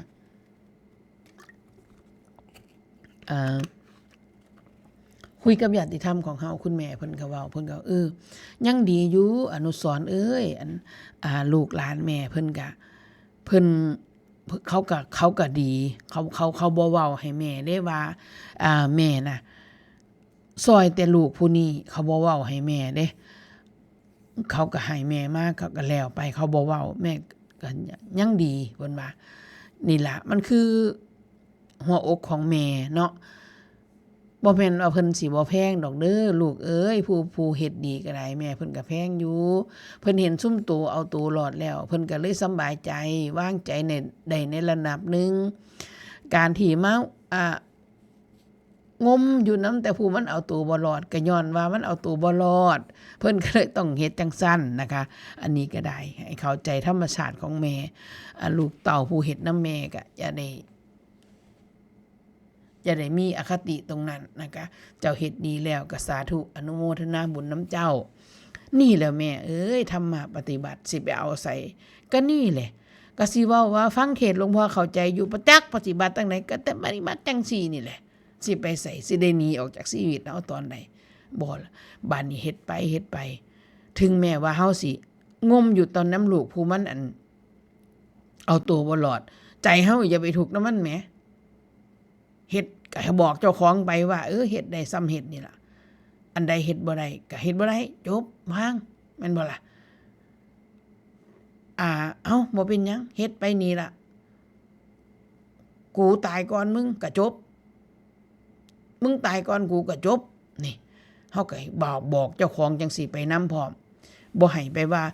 บ่ให้ไปเฮ็ดว่าเฮ็ดนำมันแล้วมันต้องจังซั่นมันต้องได้ดังใจเฮาเว้ามันต้องฟังความเฮาบ่ว่ารักษาใจเจ้าของนี่ก็สิ่งกระทบหนึ่งคือกันได้แม่มันมากระทบจิตใจของเฮาแล้วเฮาเป็นแบบใดเฮาซ้ำไหนนี่ก็คือสิ่งหนึ่งที่เฮาก็ต้องเอานำมาเป็นตัวปฏิบัติคือกันอย่าคิดว่าสิ่งกระทบสิแม่นแต่คนด่าซื่อๆบ่แม่นเด้นี่ก็คือสิ่งกระทบแล้วนี่เฮาสิจัดการกับสิ่งกระทบตรงนี้จังไดในเมื่อมันมากระทบจิตใจเฮาแล้วคำว่ากระทบนี่กระทบแบบนี้ล่ะแม่นี่คือสิ่งที่มันเกิดผัสสะที่มันเกิดขึ้นกับจิตเฮาอยู่ตลอดเวลานี่ล่ะคือหลวงพ่อเพิ่นเว้าหลวงพ่อเพิ่นเว้าว่าการทำงานของขันธ์5มันก็ไปทำงานร่วมกันอยู่ที่จิตมันสิอีหยังก็ยามันก็ไปอยู่ที่จิตเขานี่ล่ะเฮาก็เลยต้องรักษาจิตของเฮาจิตใจของเฮาเป็นสิ่งที่มีค่าที่สุดเฮาเฮ็ดหยังเฮาบริสุทธิ์ใจเต็มร้อยฉะนั้นเฮาสิมาเสียใจย้อนว่าคนพาลมันมาเว้าจังซี่บ่โอ้ยบ่ได้เสียใจเด้บ่ได้อันนั้นเด้อเฮาต้องมีที่พึ่งของใจของเฮาใจของเฮาจะต้องเป็นเอกเด่นอยู่ถึงแม้ว่าในบางครั้งเฮาสิเพียงพำไปกับมันแต่ท้ายที่สุดแล้วเฮาก็ต้องกลับขึ้นมายืนขึ้นให้กำลังใจเจ้าของให้ได้โดยที่บ่ได้ต้องการคำสรรเสริญเยินย่อจากไผบ่ได้ต้องการความยอมรับจากไผแต่มันเกิดขึ้นโดยการที่เฮาพิจารณาเบิ่งแล้วว่าเฮาเฮ็ดมานี่บ่ได้หนีจากศีลธรรมชอบธรรมทุกประการอันนั้นล่ะจังสิเป็นกำลังใจของเฮาอย่างแข็งแกร่งบ่อ่อนไหวเฮาได้เฮ็ดในหน้าที่ของเฮาเต็มที่แล้วอีหยังสิเกิดขึ้นมันสิหวั่นไหวหน่อยมากนะคะอันนี้ก็ฝากไปกับญาติธรรมของเฮามีหน้าที่ของหยังเฮาเฮ็ดเลยเฮาบ่ต้องไปคือไม่ให้แต่ข่อยเฮ็ดคนนั้นคือบ่เฮ็ดจังซี่บ่ต้องไปจังสั่นบ่ต้องไปตั้งขอแม่แบบนั้นเฮาก็เฮ็ดได้ซ้ำเฮาเฮ็ดอันใดเฮ็ดบ่ได้เฮาก็บอกว่าเฮ็ดบ่ได้นะคะพอเฮาได้เฮ็ดเต็มที่แล้วเฮาบ่เดือดร้อนเด้อีหยังสิเกิดขึ้นบ่หวั่นไหวนั่นล่ะคือกำลังใจที่เฮาสร้างขึ้นมาด้วยตัวเองแต่มันจะต้องมาจากการว่าที่สุดแล้วเฮาเฮ็ดทุกสิ่งทุกอย่างโดยชอบธรรม นะคะเต็มที่โดยชอบธรรมจิตใจก็เฮ็ดโดยความบริสุทธิ์โดยชอบธรรมนะคะบ่ได้มีเจตนาแอบแฝงใดๆทั้งสิ้นนะคะบ่ได้แม่นว่าเฮ็ดดีเพื่อสิอยากให้เขาเจ้าย่องบ่ได้ว่าเฮ็ดดีเพื่อสิอยากให้เพิ่นมาปูนบำเหน็จบำนาญให้อันนั้นอันนี้บ่ได้แม่นแต่ตราบใดที่เฮาเฮ็ดด้วยความบริสุทธิ์ใจที่สิเฮ็ดตรงนี้แล้วเฮาสิบ่ได้รอท่าการให้กำลังใจจากไผเฮาสิเป็นผู้ให้กำลังใจเจ้าของโดยตรงแล้วก็มั่นคงนะคะบ่ได้เกี่ยวกันกับไผเลยใจเฮาก็สิลอยอยู่โดยที่บ่อยู่ในอานัตสิ่งใดทั้งหมดทั้งมวลบ่ว่าสิเป็นวัตถุหรือบุคคลก็ตามนะคะมันสิสามารถวางได้เร็วมากเลยนะคะแต่ทั้งนี้ทั้งนั้นเฮาก็ต้องควบคู่ไปการศึกษาฟังธรรมะฟังคำเว้าคำจาของครูบาอาจารย์นี่ล่ะมันจังสิคมชัดนะคะปัญญาเฮามันจังสิคมมันจังสิสามารถตัดสินได้อย่างเด็ดขาดนะคะถ้าเฮายังบ่มีความรู้มันก็สิเกิดความบ่มั่นใจนะคะมันก็สิเป็นลังเลสงสัยนะคะเฮ็ดให้เฮาเฮ็ดหยังก็ขาดความชัดเจนนั่นเองนะคะอันนี้มันก็เลยต้องว่าอย่าว่ามันก็เลยต้องบอกว่าชีวิตของเฮานี่มันก็ต้องควบคู่กันไปนี่ล่ะการปฏิบัติธรรมก็ได้นะคะการใช้ชีวิตอยู่เฮือนอยู่ซ่านก็ใช้ไปเฮ็ดจังไดมันได้เกิดมาแล้วมันได้มีครอบครัวแล้วมันได้เป็นมีลูกมีเต้ามีลูกมีหลานแล้วอันนี้แม่นบ่ล่ะเฮาก็ต้องเฮ็ดหน้าที่ของเฮาไปพร้อมๆกันกับการฟังธรรมะปฏิบัติธรรมะนี่ล่ะบ่ว่าในมุมของธรรมะก็บ่ว่าสิในเรื่องของการให้ทานรักษาศีลปฏิบัติภาวนานะคะอันนี้ก็เป็นเรื่องที่มันต้องเฮ็ดไปพร้อมๆกันเพราะว่าวันเวลาผ่านไปมันบ่เคยรอท่าเฮานะคะบ่ว่าโอ้ให้ขอเฮ็ดอันนี้ซะก่อนเด้ออย่าฟ้าวผ่านไปเด้อมันบ่แม่นนะคะมันผ่านไปเจ้ามีเงินหลายปานใดเจ้าก็บ่สามารถที่จะซื้อเวลา1 นาทีที่ผ่านไปเมื่อกี้นี่กลับคืนมาได้นะคะเจ้าก็ยังจะต้องเฮ็ดจังซี่อยู่คือเก่านะคะเพราะว่าเวลาเป็นสิ่งที่มีค่านะคะการเว้าการจามันก็อยู่ตลอดเวลาบ่ล่ะแม่นบ่ล่ะเฮาก็ต้องเว้าแต่คำเว้าที่มันเป็นมัทุรสวาจานะคะบ่แม่นว่าเอาใจกันเด้แม่คำว่ามัทุรสวาจาบ่แม่นย่องวันสองกันเอาใจกันอันนั้นบ่แม่นเด้แต่เว้าด้วยความที่อยู่บนพื้นฐานของความเป็นจริงนะคะเฮาก็จังสิสามารถเป็นกำลังใจซึ่งกันและกันได้แล้วแม้กระทั่งตัวเฮาเองผู้เว้าคือกันคันเฮาเว้าด้วยว่าย่องเขาอยากให้เขาอันนั้นจังซั่นจังซี่มันก็แสดงว่าเฮามีแนวอยากได้อยู่เด้นั่นนะคะอย่างน้อยๆเฮาอยากได้เขาอยากได้เขาเป็นพวกหรือเปล่าเฮาจังมาย่องเขาประมาณนี้นะคะเฮาก็ได้นะคะก็ให้ท่านกิเลสเจ้าของพร้อมคือกันบ่แม่นว่าย่องอยากได้ของเขาหรือเปล่านะคะอันนี้ก็ได้ว่าแม่น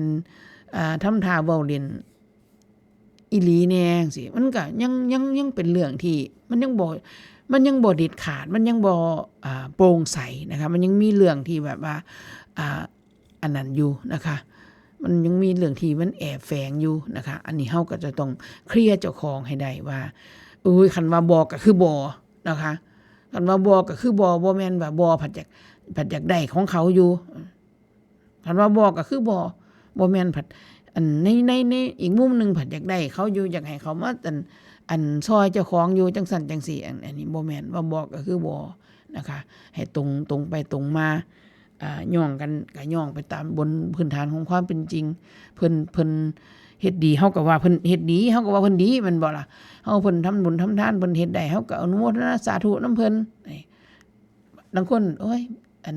ยืมเข้ามาหรือเปล่าปฏิว่าอีกเด้แม่นบ่ล่ะมันก็จังซี่มีอีกจังซี่ตลอดไปฉะนั้นที่เฮาเจ้าข่อยก็เลยต้อง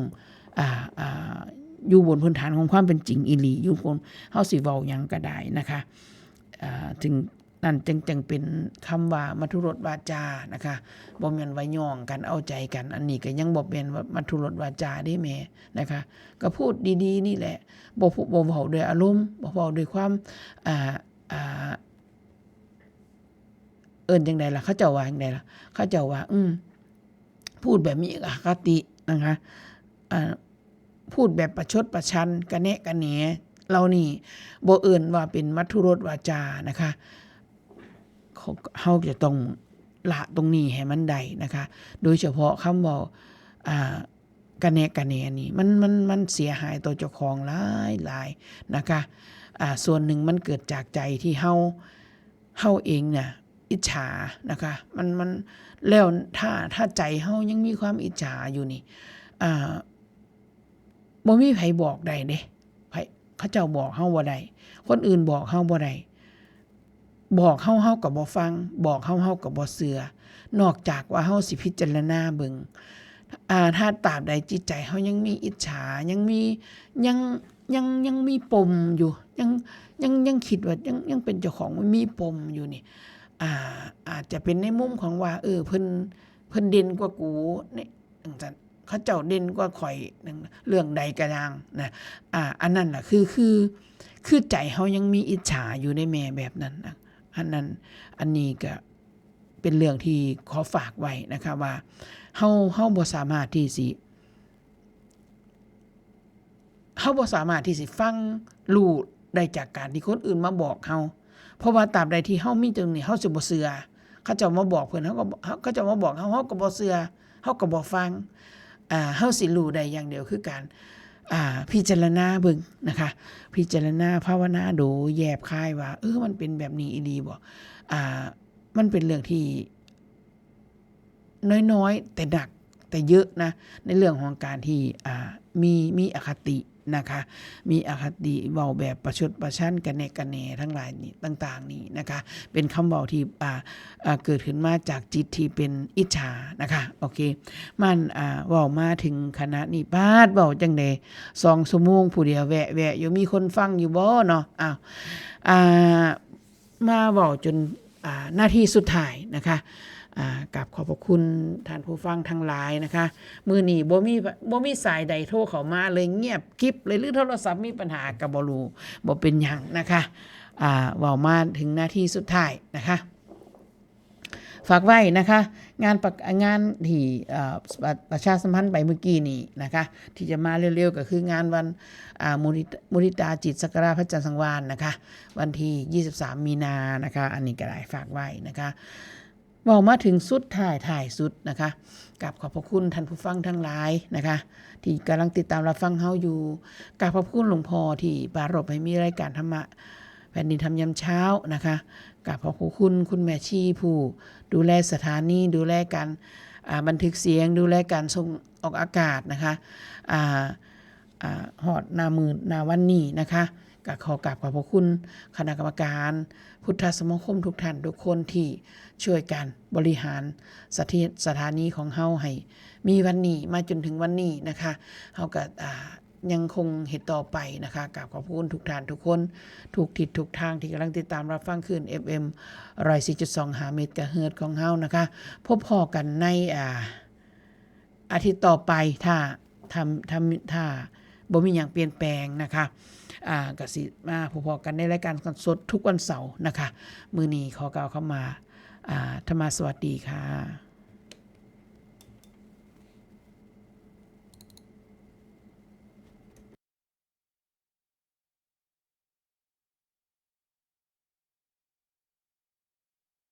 ขณะนี้เวลา 10 นาฬิกา